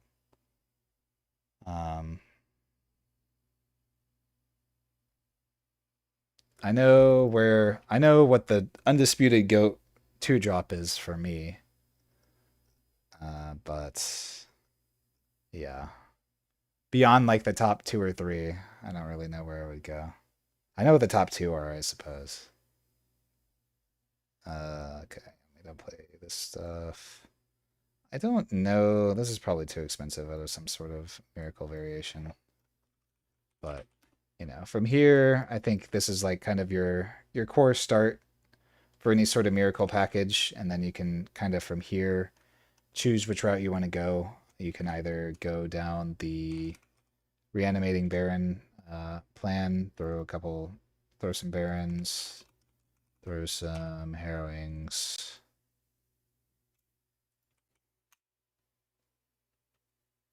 Damn, nobody has even said the best 2 drop of all time. Oh. There you go. Somebody actually said it. At least in my personal opinion, but I am very biased, so I think it's between one of 2 cards, and somebody said one of them and nobody said the other one, so it's a very interesting take.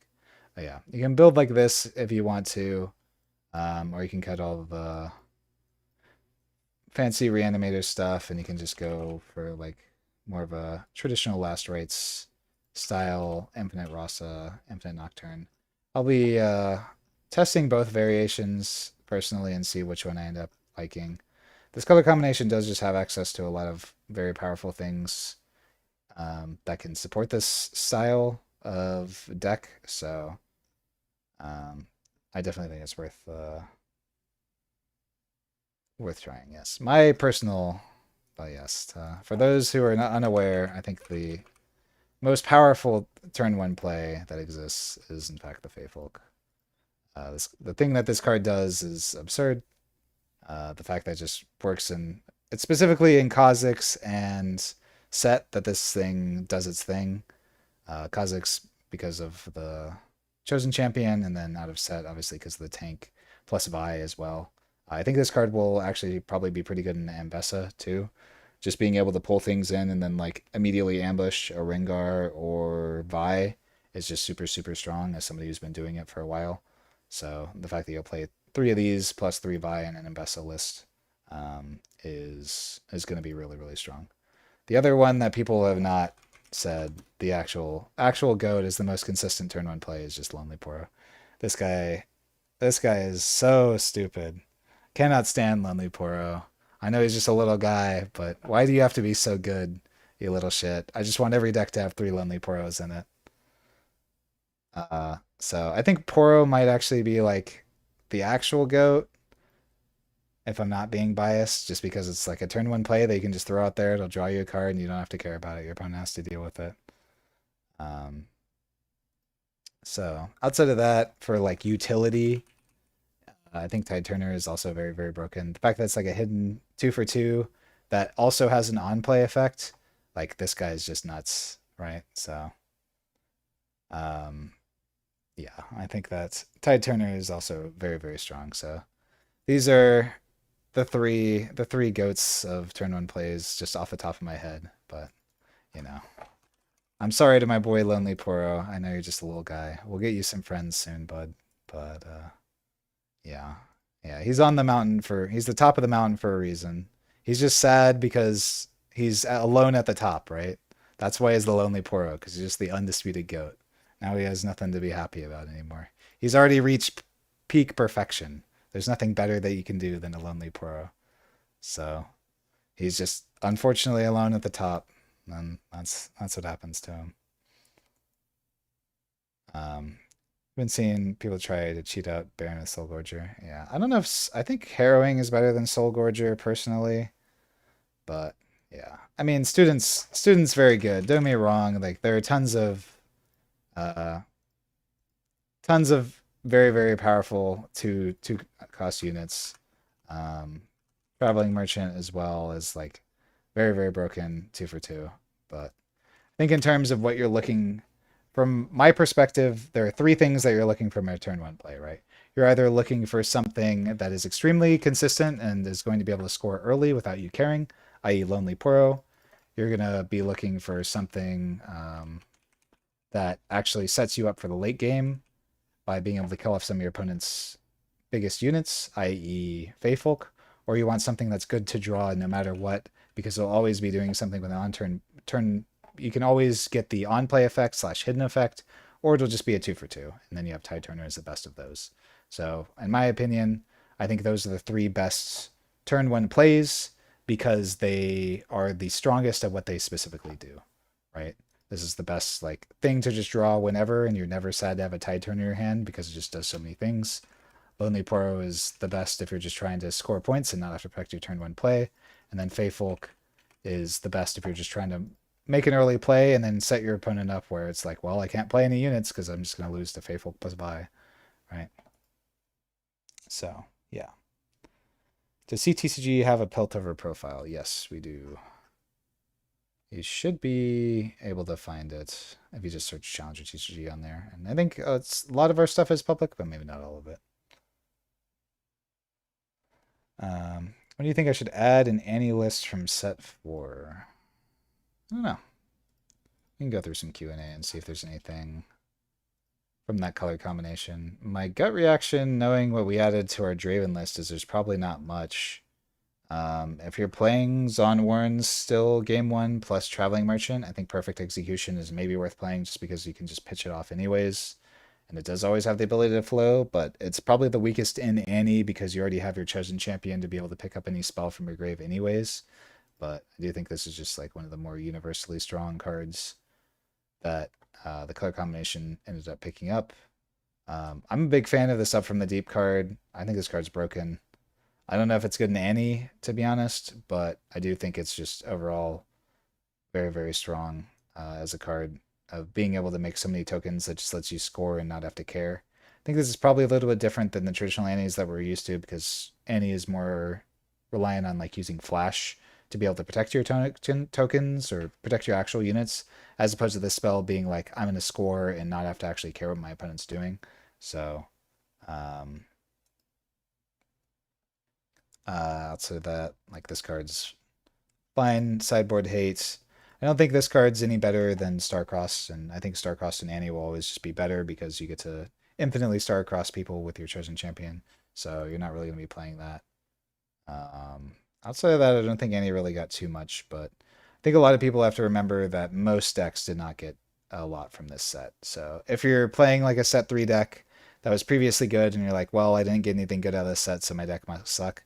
I promise you, the majority of decks did not get anything good out of this set. Overall, very, very low power level set. So you're just not going to see very many set 4 cards making any big swings. So I've not decided what I'm playing for set 4. Follow my Twitter if you want to know what I'll be playing. I'll definitely shout it out there so people can have some advanced time to know. But I'm between a lot of different decks right now, so I got to figure out what it is that I want to do. And I'm kind of waiting for them to announce whatever the price support will be for the RQs, just to make sure that they aren't doing anything crazy or changing it up at all. The fact that they've delayed it this long is what's been the most surprising for me. But until they announce it, because you never know, if they end up announcing like the winner's promo is like some fancy Ari, then I'm gonna go for the win, because there's no reason for me not to. I'll go. That'll be the highest value thing.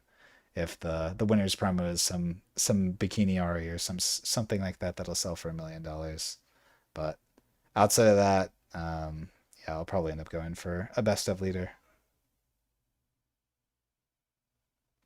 Am I playing set at the NA Regional Championship? I'll have to know, but when set 5 comes out, if there's something that calls my name more.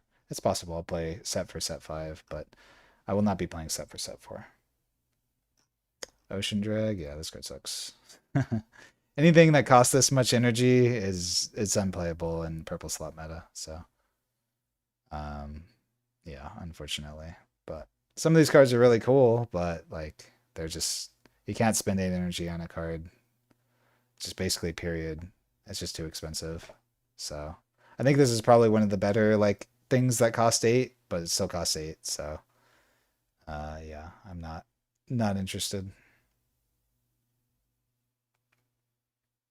Um, so yeah, that was somebody asking about Annie. So I think I'd see if there's any other real standout cards that I think are going to be universally played. But honestly, like as opposed to previous sets, there really just isn't much that I think is going to see any level of universal play. I think this Crumbling Sands card is kind of interesting for decks like Aurelia that are kind of traditionally getting into counter wars anyways, as it is just like a wind wall for 1. It just can't counter the first spell that your opponent plays. So I haven't played enough games with Aurelia yet to know if this is a card that should be considered as a one of. I would never play more than 1, but maybe is worth playing as a one of. Outside of like this card's good for Nasus. Nothing really else that stand out here. What's my thoughts on Repulse? There's some decks that want it and some decks that won't. I think in general the card's pretty narrow though, so.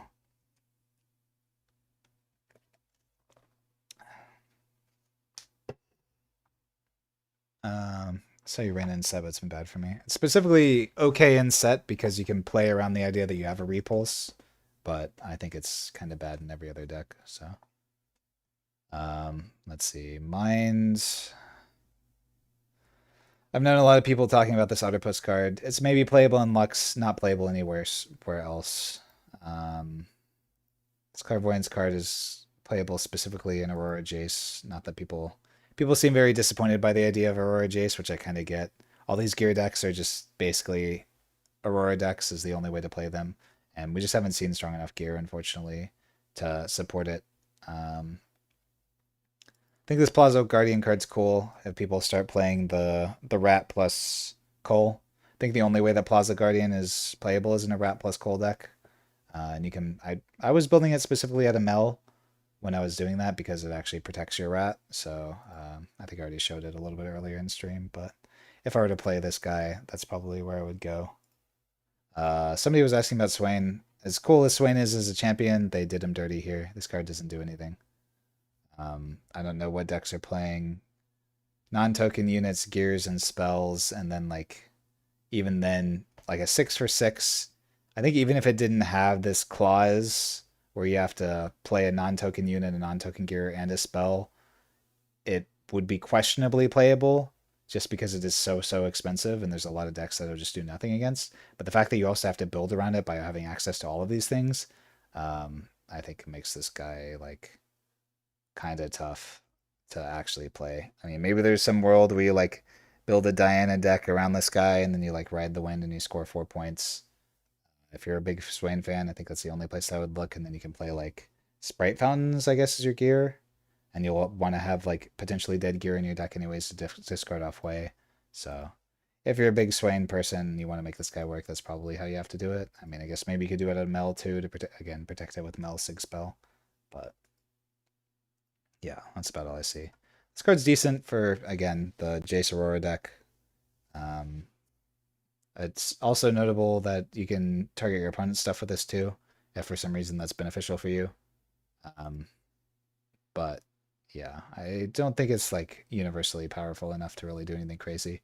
Obviously, like being able to use down like a Thousand Tail Watcher is kind of nice. You can fog your opponents, but I don't know what deck is really trying to do that consistently. Um, yeah, and then the smell has a lot of text and none of the text does anything, so you know it costs a power and something you want to play early. So I don't think this card's very playable. I'm not even going to talk about this card, but it is a card that they printed of all time.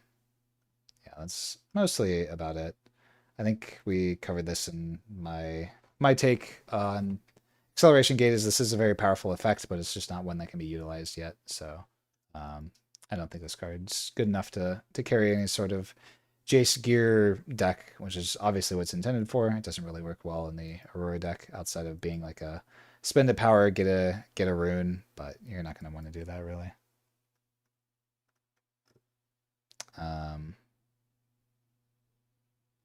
But yeah, oh yeah, Porobot with Swain. Oh yeah, that actually works. You play a Porobot, you play a spell, and you get to pop that off. So who knows? Maybe I'll try some Swain nonsense out of my Mel deck that I had wherever. I think you could maybe make it work if you really wanna do it. I don't know if it would be traditionally in the rat version that's actually playing the Porobots, but you also can get the Porobots to discard off of way and stuff like that. So yeah, I don't know. Maybe it's I got to give it more merit. So I do think just like scoring 4 points out of nowhere is kind of crazy. Anything for Ka? I don't know if Zane ended up posting any Ka stuff. See what the body stuff is. Disempower something. You may disempower something you control to empower a legend unit or gear. You can profiteer your whatever that 6-drop is and immediately get the trigger again. And then you can Wild Claw into it. We can be on Karox combo, everything Karox combo. Wild Claws into our Karox, and then we play Profiteer in order to do it all over again. If you're playing challenge, I don't think Kha'Zix plays challenge, but this is just kind of a strictly better challenge for most decks. Is not costing in power is pretty cool, and then being able to get additional +2 might is maybe enough to make this card playable out of Kha'Zix. I don't think anything else has been super strong. I do think this card is really strong. I don't know if Kha'Zix is the place for it, but just the fact that you get like these tokens that you can just throw away and not have to care about to score points, I think is really good. So I'd try it. Yeah, the ON Rengar. Yeah, very strong. Big kitty swipe. Had to guess, how much do you think the participation Cassante will go for?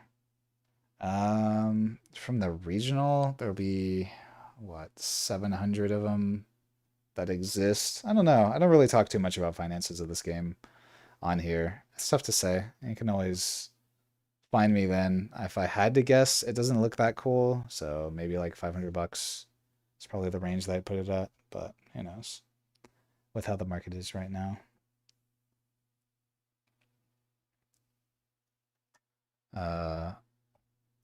With Frozen Fortress, yes. You can, if you have something that can be played at, you can always react to something that triggers with anything that has reaction speed. So, what does From Village Water mean on the tentacle cards? It just means that it has the text up here where it says like champion unit. He's Rengar from Ixtal, and he's also a cat. Or Renekton is Renekton from Shurima. So it just means that it also comes from that. So it's something that otherwise they haven't really specified, which I think is a little bit awkward. Like, I don't even know if, do we have tokens on here? I think technically these recruits have like the clause recruit here and like mech, but there's nothing that says that they should have this text here. And it specifically has something to do with the list that they can call it. So it does create like a weird situation where like, can I target those things? Because technically when it makes, it just says play a 3 might mech unit. Mech unit is referring specifically to the name mech, as far as I'm aware. So yeah, I don't know why they felt the need to put the additional from Bilgewater there. I really don't know. But yeah, it's just a tag. If you want to start training for RQ set 4, which do you play? What deck would you recommend? Just whatever you think vibes with you. I think the great thing about RQs and something that I'll always talk to people about is who are passionate about the game is that like you can just be a specialist, and it's much better to be a specialist of whatever your legend is, especially at the RQ level where the best ofs exist, rather than to just play whatever the top of the meta is. If you want like my personal opinion on some of the top meta picks, this is my personal tier list of what I think is going to be overperformers. So, you know, whatever you specifically like the look of here. Kennen is probably going to be S tier to A tier if I had to guess. But, you know, this is where things are at. So, a lot of people asking what I'll be playing. I have not decided yet. Until they announce what the regional pricing will be, I'm not going to be deciding on what I play yet because that will influence me. Whether I care about top 8ing or not, the big thing about this last season of RQs is whether intentional or not, there was literally no reason to top 8. The only thing that you got was a top 8 playmat, which I'm pretty sure I have in a box back there that has just been tossed over there and probably exists, but I don't really care enough.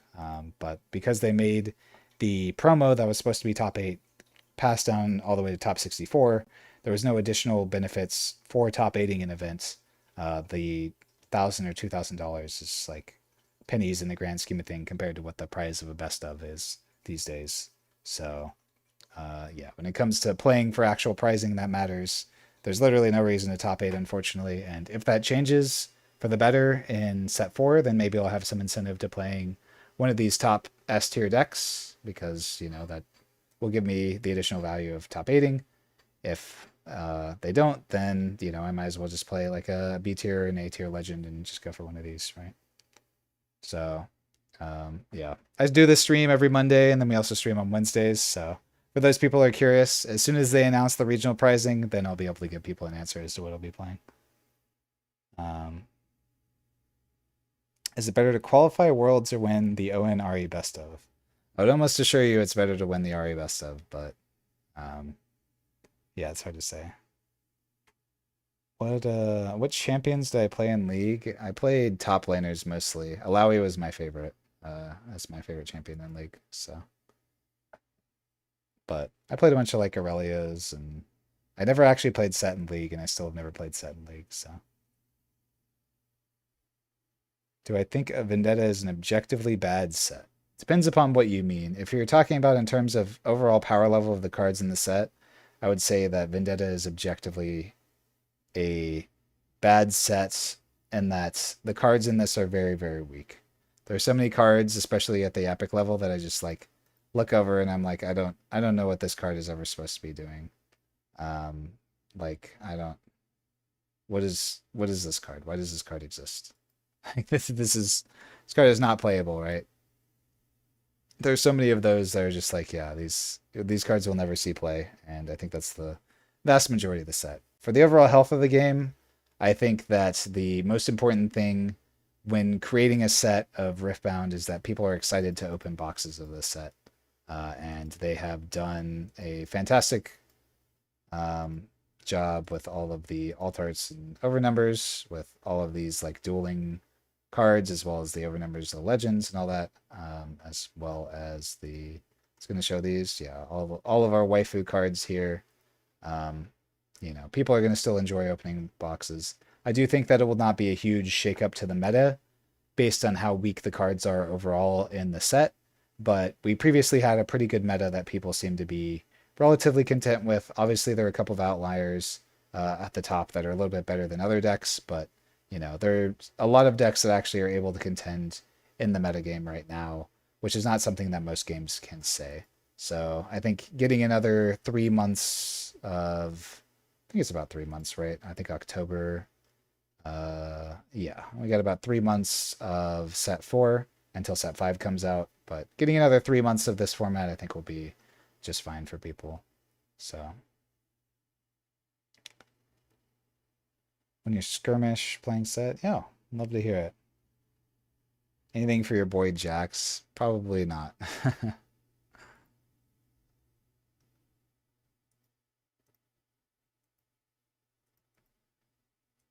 I don't think that there's been much for, like I said, unfortunately, there just hasn't been much support for uh, a lot of decks that exist right now. So that's just kind of the nature of these things. Most of these cards are just extremely weak. Some of the best cards that were in this set are just like random utility commons, like Twilight Shroud for Aurelia is probably pretty strong. It's just, two buff spells that you're able to play. Perfect Execution, I think, is a card that I'm a big fan of. It's just a really good utility card to have access to for any deck that's playing discard things such as Zon Warrens or Traveling Merchant anyways, as it just gives you value to discard off of those sorts of effects. Um, I've talked a lot about Up from the Deep. I think this card is very strong as basically it's like a faithful manufacturer for a lot of decks that also is able to be a second faithful manufacturer whenever it fits into the curve. You can also just like play it off of Fizz and turn that guy into a Vanguard Captain, which is actually, again, pretty strong. And then just having these tentacles out there that you can just like throw away to score for free, I think is really good. This represents half of the score that you have to do from a single card, essentially. And you can just throw them out there and say, what are you going to do? If you have these plus any unit that actually could break your opponent's board, then, if they commit units to try and hold, then you can use your actual units. And if they don't commit units to hold, then you can just use your tokens here to score. So, what about Spartaling? Yeah, this is a meme for sure. If you don't care about the playmat, you can have it. You can buy it off me, but nobody's offered to buy it, so that's what makes Draven S tier. I've talked about it a lot, but it's basically just giving him the gear hate that he needed. He otherwise did not have gear hate, but now he does. It definitely will be a collector's set, which I know a lot of people aren't the happiest with when it comes to like a competitive TCG, especially with where Riftbound's been at lately, and it feels like a lot of what they've been doing has been pushing towards the collector side. But I think not shifting up the meta for what was an already good and established meta game that people seem to enjoy, with a lot of decks and a lot of play styles viable up here at the top, I think is also kind of a good thing. So. Yeah.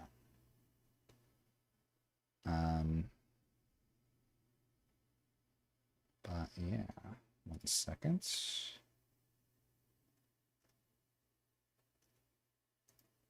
I think we'll go through a bit more Q&A. I mostly talked about everything I was wanted to. I'm just kind of doing a set 4 recap. There wasn't too much, like I said. Unfortunately, I kind of spoiled it a little bit when I talked through most of these colors, but just the majority of these cards just aren't very good. I think the Ambessas will see play out of Ambessa specifically, but neither of these are good enough to see play in most other decks, as far as I'm concerned. Jace could maybe be okay out of set because he's able to inherently get ganking, so you can do like the one-man army sort of thing with him, but The fact that it costs a power is really tough, and otherwise does really nothing for body. You know, a lot of these cards, the fact that they are only playable at sorcery speed on your turn makes these effects just way too expensive, even when they have flow. So like Rampage is really the only good card I see out of body. I think I've talked about Chaos for the most part. I think Up from the Deep is really strong. One of the better cards that they printed in this set. There's maybe going to be some sort of Tailcloaked Matriarch deck that will work particularly well, just because it's a you can recur a fizz, and recurring a fizz is never a bad thing. But I'm not sure exactly if it'll be enough to see play. This card is, I don't know, Starcrossed exists, so why play anything else? Um, yeah, it covers most of the playable purple stuff, but you know, this will probably see play in Kinnan just to be able to mill a little bit, and then order. I think for cards that are maybe playable, Lacerate. It's not a bad card, to be honest. Just being able to kill something anywhere is strong, and being able to float back is also really nice. But it does have the requirement of it being 3 or less might, so that part's a little bit steep. Maybe in like a Victor deck, I could see it seeing play where you can like combine it with Stupefy, as 4 might is kind of the magic number. But yeah, this Noxian Emissary card is really good for any of the token-based strategies. Just gives you additional things combined with the bot from the last set that just always has the death knell. Play a recruit, or play a bird, I guess, for that one. But just having a guy that you actively want to die is really strong, as we've seen out of cards like Ferris Forerunner. This Decree, I think, is the best Decree, just because purple's the best color. So, you know, there's that. That really covers this. This Kill card, I think, is actually good in Mbessa, but not really played anywhere else as far as I'm concerned. I know some people have maybe talked about it in set, and the fact that you do have like one beefy guy that you could just power energy into does seem really cool, especially once it gets ganking at the end. But it still has the same issue of if it ever gets like gusted or star-crossed or rebuked, you just lose the game. So, but yeah, that covers most of it. Now, Gust Monk, was that this guy? Oh yeah, this is a thing that like theoretically combines with, or this guy. Oh, this guy. Pay the combination card for Enchest, give a guy Assault 2. Yeah, this card's fine. I don't know if it's really strong enough to facilitate what you're trying to be doing with it, but maybe out of like Zed, I could see playing this if you just need the Assault 2. But Assault 2 is a pretty mediocre effect when you're in the best color for 2 cost units anyways. We're always going to be playing Traveling Merchant plus Tide Turner anyways, and then now you have to like justify this being your best 2-drop, or your third best 2-drop, and assuming that whatever your other color combination, your other color is that doesn't have something better, or that you don't want to play like Shadow Order or Disciple, makes it really hard to find room for this guy. But yeah, so I'll get through questions now. See, someone asking about Rengar. I don't think that there's much, despite the Renekton stuff being the support. I don't think Twilight Reveler will see. Oh, maybe it will, because you can like do some cute stuff with it. I think that's the only card that I would maybe consider. That or Rampage, as already mentioned. You can just kind of sub your challenges out for Rampages in my mind for a lot of decks that care about the power cost, and it's just a stronger effect overall. We will have a Draven list in the Discord, I'm sure, at some point. I know Anton's been working on one, so hopefully they have that updated. If somebody plays a spell and you heedless into Fallen Feline and name the spell, can you fizzle it, or does the spell still resolve? The spell still resolves because you already played it. Same reason why with Mel's signature spell, you don't have to pay Deflect. As far as I can tell anyways, from the way I interpret the rules. So for those who don't know, I don't actually know the name of Mel's signature spell, to be honest. Rebuttal. So if you counter something, you don't actually have to play Deflect even if you steal it, because of the way the rules work, even though you're making new choices for it. Spells, costs, and the ability to play them are all determined as soon as they're played. It never like rechecks again to charge for things. So how about the Spell Cat? The card is very bad. The issue with this card is that it requires you to be at a battlefield, which means that if at any point there's a card that you're naming, they can just kill the cat, and then you no longer are stopping that spell from being cast. So, if unless you're playing a deck that has access to tank, there's no reason to even consider this card because assuming that they have 3 might in play, the card literally doesn't have any text. They just send their 3 might unit in, they kill the cat, and then now I can play my card again. So I guess maybe it's supposed to be Shen support since Shen can like protect it with a tank unit, but yeah, that's really about it. Seen people play Kale and Shen decks. Yeah, maybe. I don't really know why Shen would be extra good for that unless you're just playing like 3 Defy plus 3 not so fast in order to try and protect it and make it pop off. But yeah. Decree of Strength worth a sideboard slot. The only decree I think is maybe worth playing is Decree of Unity. I don't even know which one Strength is. Strength is body. They really want to choose a mine card from it. Probably not. I don't think that there's any decks playing mine cards that you specifically want to target for most things. I think you're just better off playing Sabotage. Then Fury Spell, give that thing +4. Yeah, this card sucks. This card is too narrow. This card is like maybe playable if you're specifically trying to target the Rengar pouncing. Then I think you could see some merit for that one. Then Decree of Unity is also just like a decent card. It'll always do the thing that you're looking for out of chaos, potentially killing like important gears or like Rosses and stuff like that. So I think Insight and Unity are the only ones that I personally would consider. The rest of these are just not worth the squeeze in my opinion. So Diana will be strong. Yep, Diana was strong previously. She'll be strong now. There wasn't really any reason why that would change. Yeah, I would assume that it'd still be a high tier deck. I don't think anything has changed. The only thing that maybe would be a struggle for Diana is she does have like a bad matchup in any of the heavy removal decks. So maybe she'll have to adapt in order to deal with that. But I don't know that there will be a prevalence of more removal decks than already existed. So yeah. Let's see. Brittle Steel and whatever this card is called. Ravenbloom Prefect.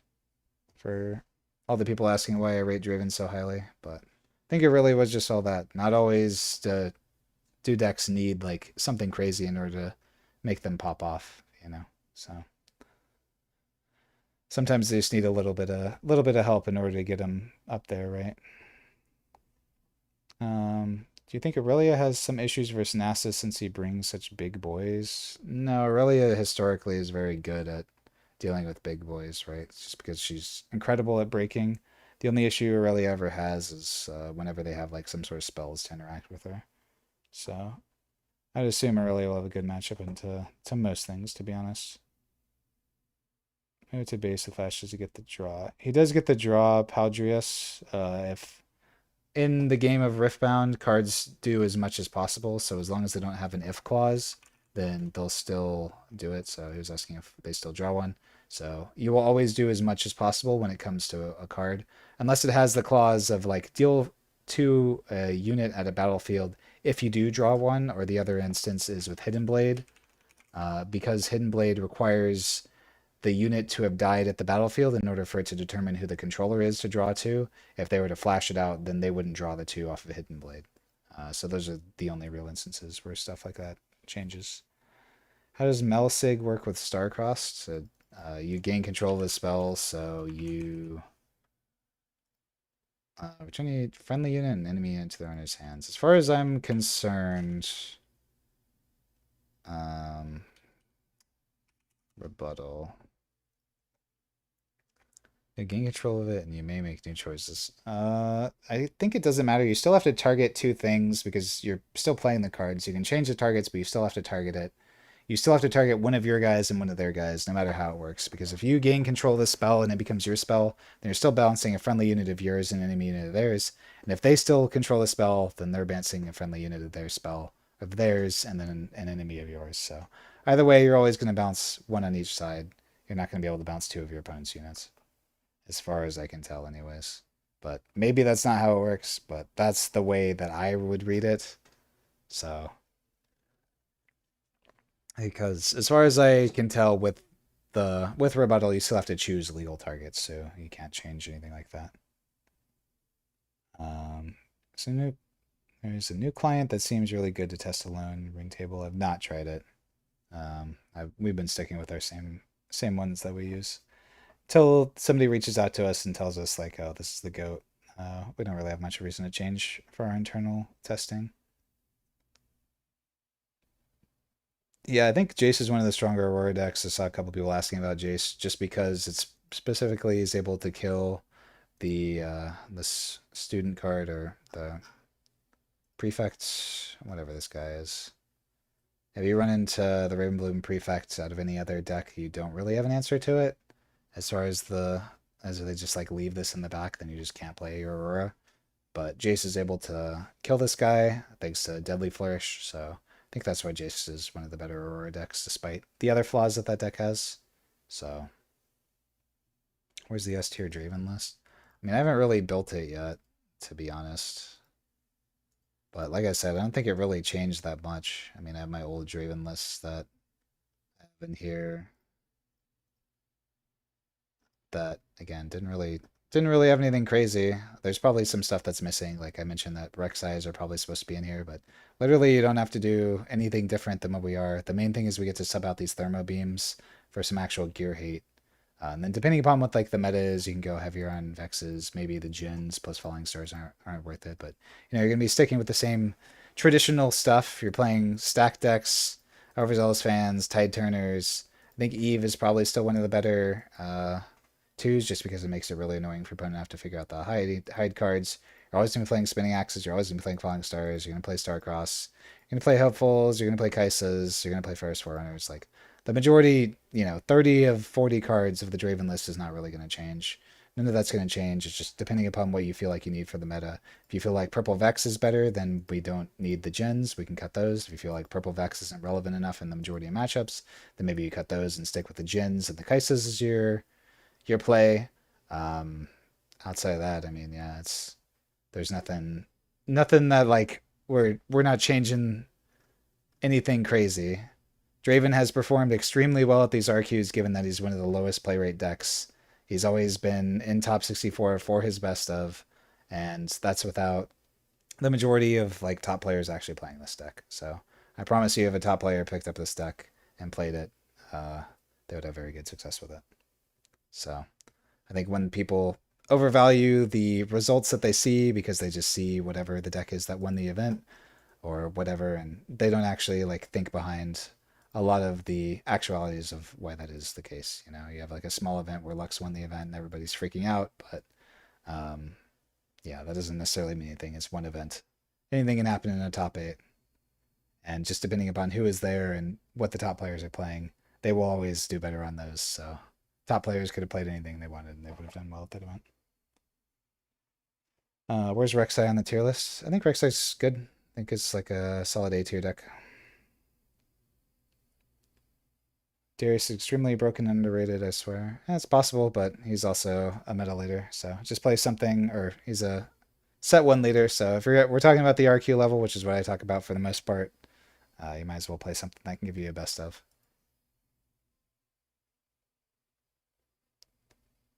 But you can choose to make only one new choice for the spell. I don't know. To be honest, the rulings of this game are so convoluted that I don't know. Maybe Starcross works or you can just bounce 2 of your opponent's things. I really do not know, to be honest with you. But my gut reaction is you still have to bounce 1 and 1. But yeah. Have you seen the pre-rift pre-cons? Which one do you think is best and why? I have not. I saw have they posted them somewhere? I saw this for the pre-rift article, but I know Anton will be making a video on it. We always do how to win your pre-rift events, so yeah. Seems like it ends up being a random thing anyways, where it's just a random luck of the draw as to what you get. You can get any of the any of them in your sealed tournament kit, so just got to build around whatever you can. I would say if we're talking about pre-rift, what are the strongest? Akali is actually probably pretty strong. If I had to guess, just given the fact that even without the movement shenanigans, you can like kind of bait your opponent. You can send a unit in, and then if they play a spell, then you can retreat out. That part's nice, um, as it at least does something. The rest of these are all like very based on if you have the cards to trigger them. Shin's the only one that's just kind of like a universal effect that can be used no matter what. Do not play Renekton. That guy is he's probably the worst by far. But past that, you just play the legend that facilitates your colors or strategy. Because I think most of these legends will be probably pretty weak and limited. So it won't be like set two or there's like Draven is just like, oh, you have the Draven legend, you win. Congratulations. Have I talked about Zed yet? I talked about Zed a little bit, yeah. I think he's a little bit awkward in that he's probably a worse Draven for as long as Draven's around. This ability is just a little bit too universal, and same with his Sig spell. He's got a 10 out of 10 legend ability and a 10 out of 10 Sig spell, so it's really tough to get over the fact that, like, why aren't we just playing Draven? So for some of the unique stuff that Zed does, I know we made a couple of Zed lists, but none of them work super strong, in my opinion. So, you can play it like mid range. If you decide to go down like the mid range pile, that you're probably just a worse, you're like definitely a worse Draven deck in my opinion. But if you play like the token strategy, I don't know if this is good enough, but I do think cards like Up from the Deep are really, really strong. And then, you still get to utilize all these tokens. You can maybe see if Alawi is good enough. So play around with it. I think Zed's a cool legend. I think he's got a little bit of an underrated legend ability. And so, yeah. Definitely give it a shot. It needs a very, very strong color combination. What do you think? They changed Draven Vanquisher but not unban it? Just for consistency's sake. There will be formats where Draven Vanquisher eventually is legal. It's not like it'll stay banned forever. So they never want to get to a point where they unban it a year from now, or they do like an eternal format where it's legal and then they didn't errata it to work the way that it's intended. So yeah. Yeah, Weasel is right. Draven was amazing last set, and it just lost to Aurora. That is 100% true. It just, yeah, you just had zero answers to Aurora, so you just guaranteed loss to that match.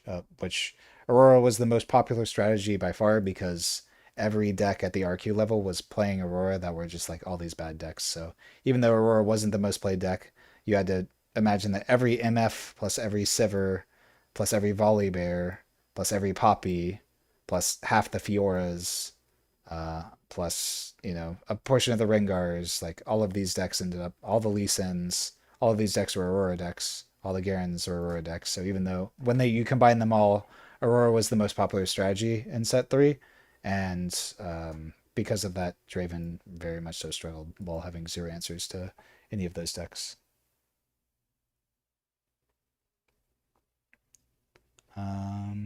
How significant is Prismat joining the team for the team's improvement? I mean, overall, it's good. I think it's something that whenever we have new members like that, getting new ideas added to the team, it's something that just benefits everybody. So I am hoping to see our team doing well and even Prismat doing better now that he'll have a good team to test with. So, um, let's see.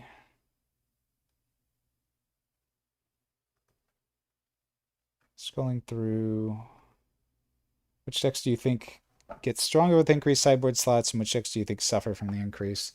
The only deck that I think gets really stronger with it is specifically like Draven, I guess, because it has like one bad matchup and everything else is like pretty tolerable. So when it comes to increased sideboard slots, it really just comes down to if you have like one bad matchup and you do have sideboard slots that you can target it, gives you the opportunity to play more silver bullets. But I think for the majority of the decks, the increased sideboard slots is going to be pretty universally powerful. Let's see what else here. There's something in the Discord for gold subs of testing with new cards now. Yeah, we always do VODs for us testing. We'll be doing a lot more streams in the Discord as well of our regular testing sessions. So for those who aren't aware, check us out on Metafy to get access to our Discord. We post all of our testing VODs, do a lot of live testing in there, talk to people just like I do here, give a lot more insight, and you can see like kind of live how we come up with our decks, how we understand the meta, how we build all of our decks and such. Um, People thought LeBlanc was broken and should be banned. Yeah, I think the Gust ruling really worked as to why LeBlanc didn't need to get banned. And to be honest, if Sarcross didn't exist, I think LeBlanc probably would need to get banned. So, uh, yeah, I think LeBlanc is still kind of a nonsense deck as somebody who made the deck. So, um,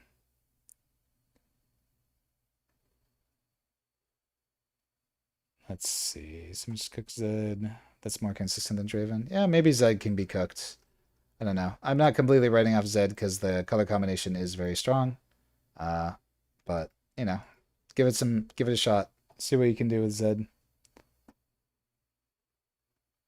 How do I rank the new legend? If you scroll back in the VOD, probably 30 to 45 minutes, I ranked pretty much all the new legends, or gave my relative POV on them. But Kinnon's the best. Rengar's the worst. Or not Rengar, Renekton's the worst, sorry. Do you think you'll make day 2 with Renekton? Maybe. I do think if you just play like the current Rengar list and Renekton, maybe you have a chance, but uh it doesn't matter. If you get the best of, then you don't even need to make day 2. So that's the benefit of at least the RQ. When it comes to the regionals, then yeah, I would not say play Renekton. So you probably want day 2 and get it, but at the RQ level, you don't need a day 2 still in order to get best ofs, as far as I know. Do I think Lucian could be good now? I don't think anything's changed for Lucian, so I don't see a reason why.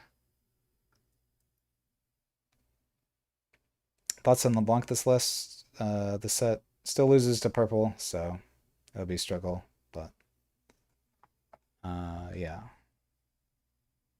Play against two Royals day 2 and lost best of Draven by not winning my last match. Yep, that's how it goes. So that's why Draven was bad. Well, bad in quotation marks, but it's not the case now. So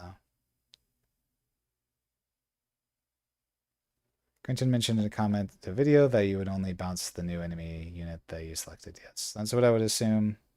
The original unit that they selected would miss targets since it's not a friendly unit to you who now controls the spell. Okay, it's worth noting that you do now control the spell, so that's, yeah, interesting. I would assume that you only get to bounce like one thing, so that makes sense.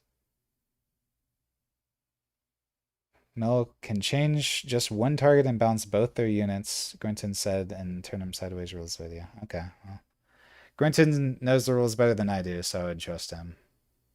But yes, a rebuttal will definitely be the most asked about rules question. So a rotation with the set? No, everything is still legal. The only thing that is rotating and why I have the rotated thing down here, maybe I should, here, I'll change this for a feature in case I pull it up. No longer best ofs available is what I meant. I was shorthanding that. So because there's no best ofs for these legends, there's no real reason to play them because they're just, other legends that do what they're doing better. There are some decks that I think still have like unique effects, like Set's very unique, Master Yi is very unique, Annie's very unique, Lux is very unique. So they have some potential merits if you're just going for a win or a top 64 invite. That gives them some merits to still being played. But when it comes to the vast majority of Set 1 legends, there's no reason to play Jinx when Draven exists, right? There's no reason to play Ari when you can't get the $100,000 best of, so on and so forth, right? Um, so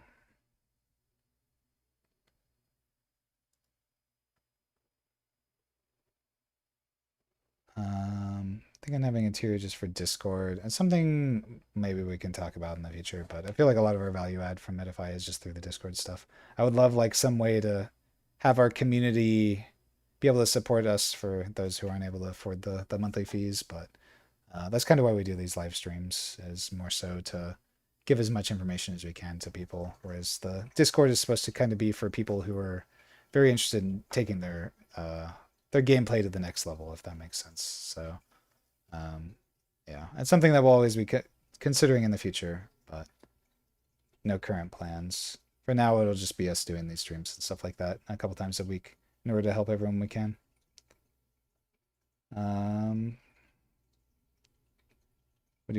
Why would you still play Forerunner and Draven when almost every top deck runs Fizz Starcross package?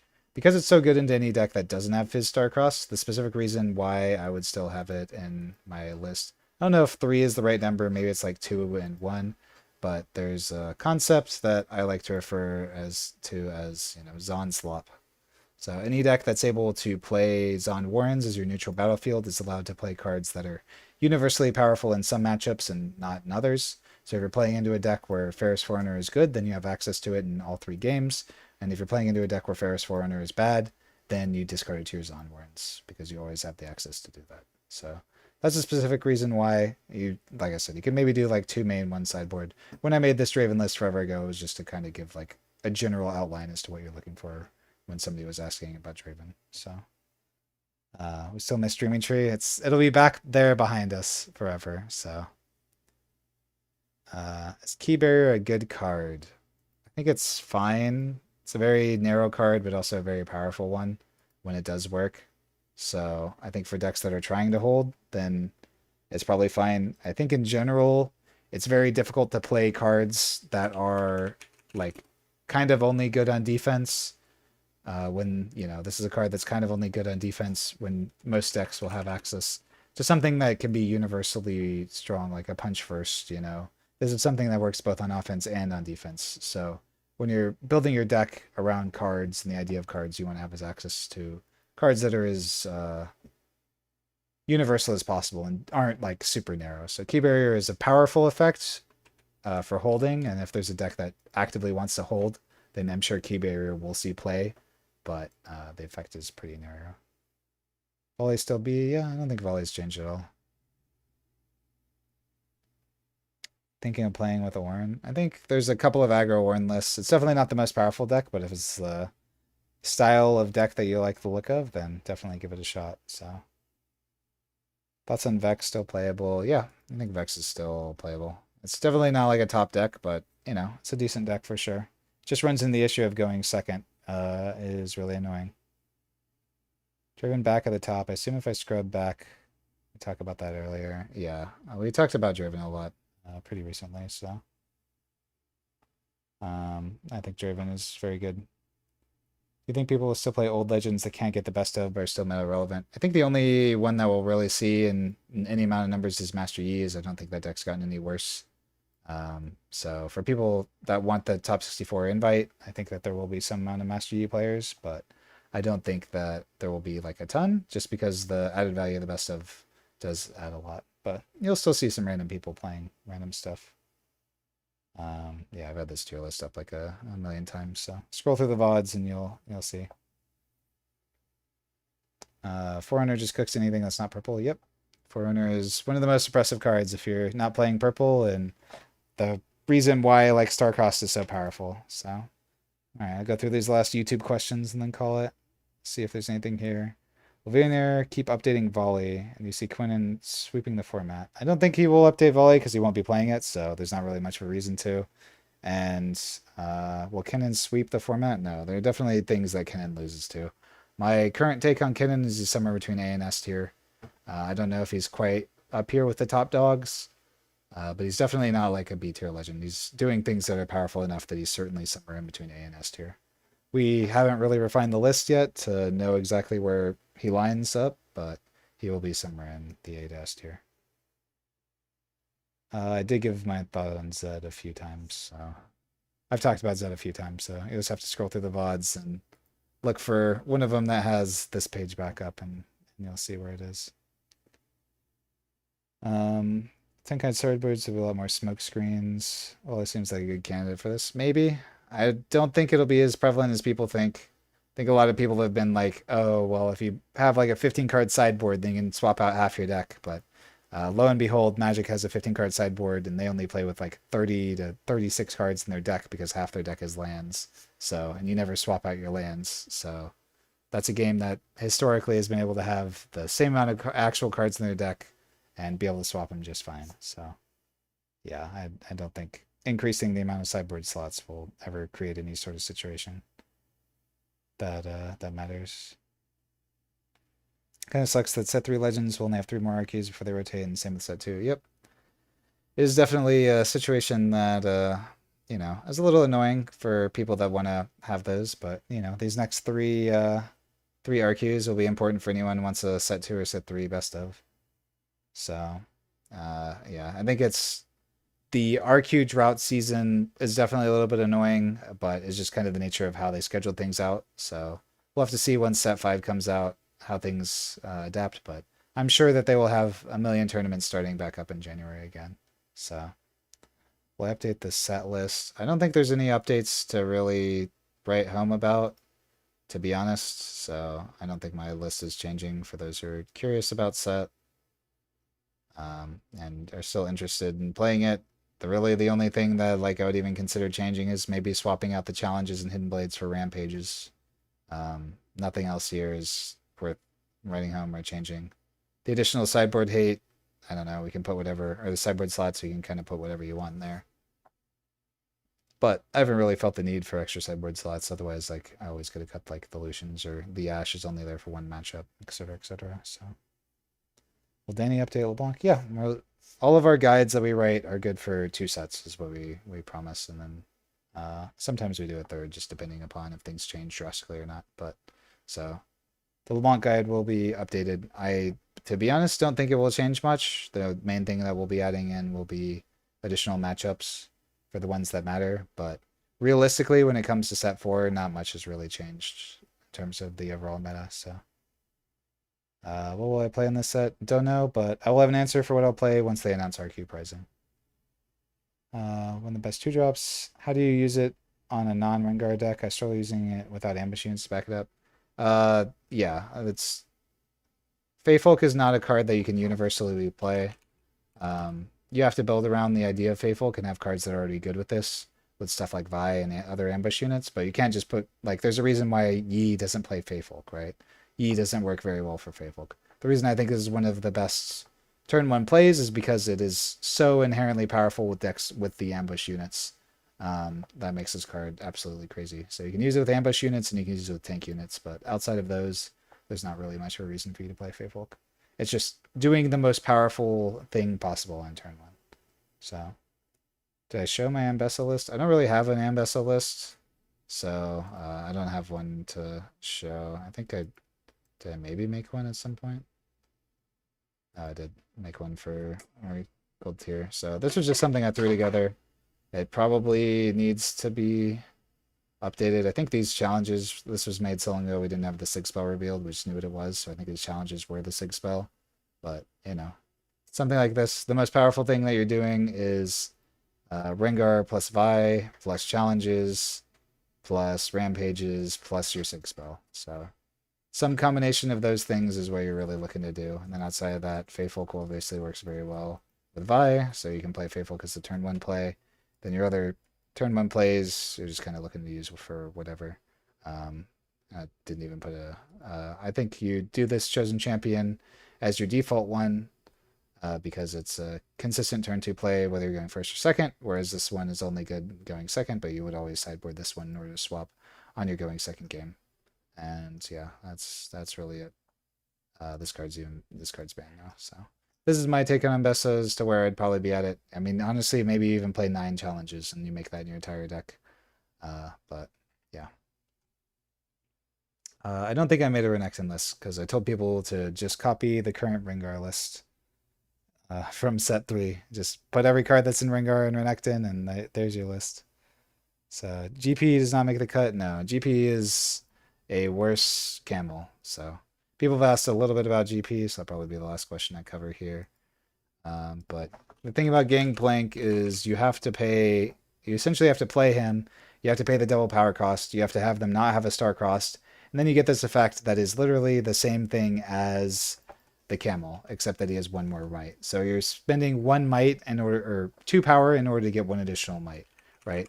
Because Ruin Runner they can just never target in the first place.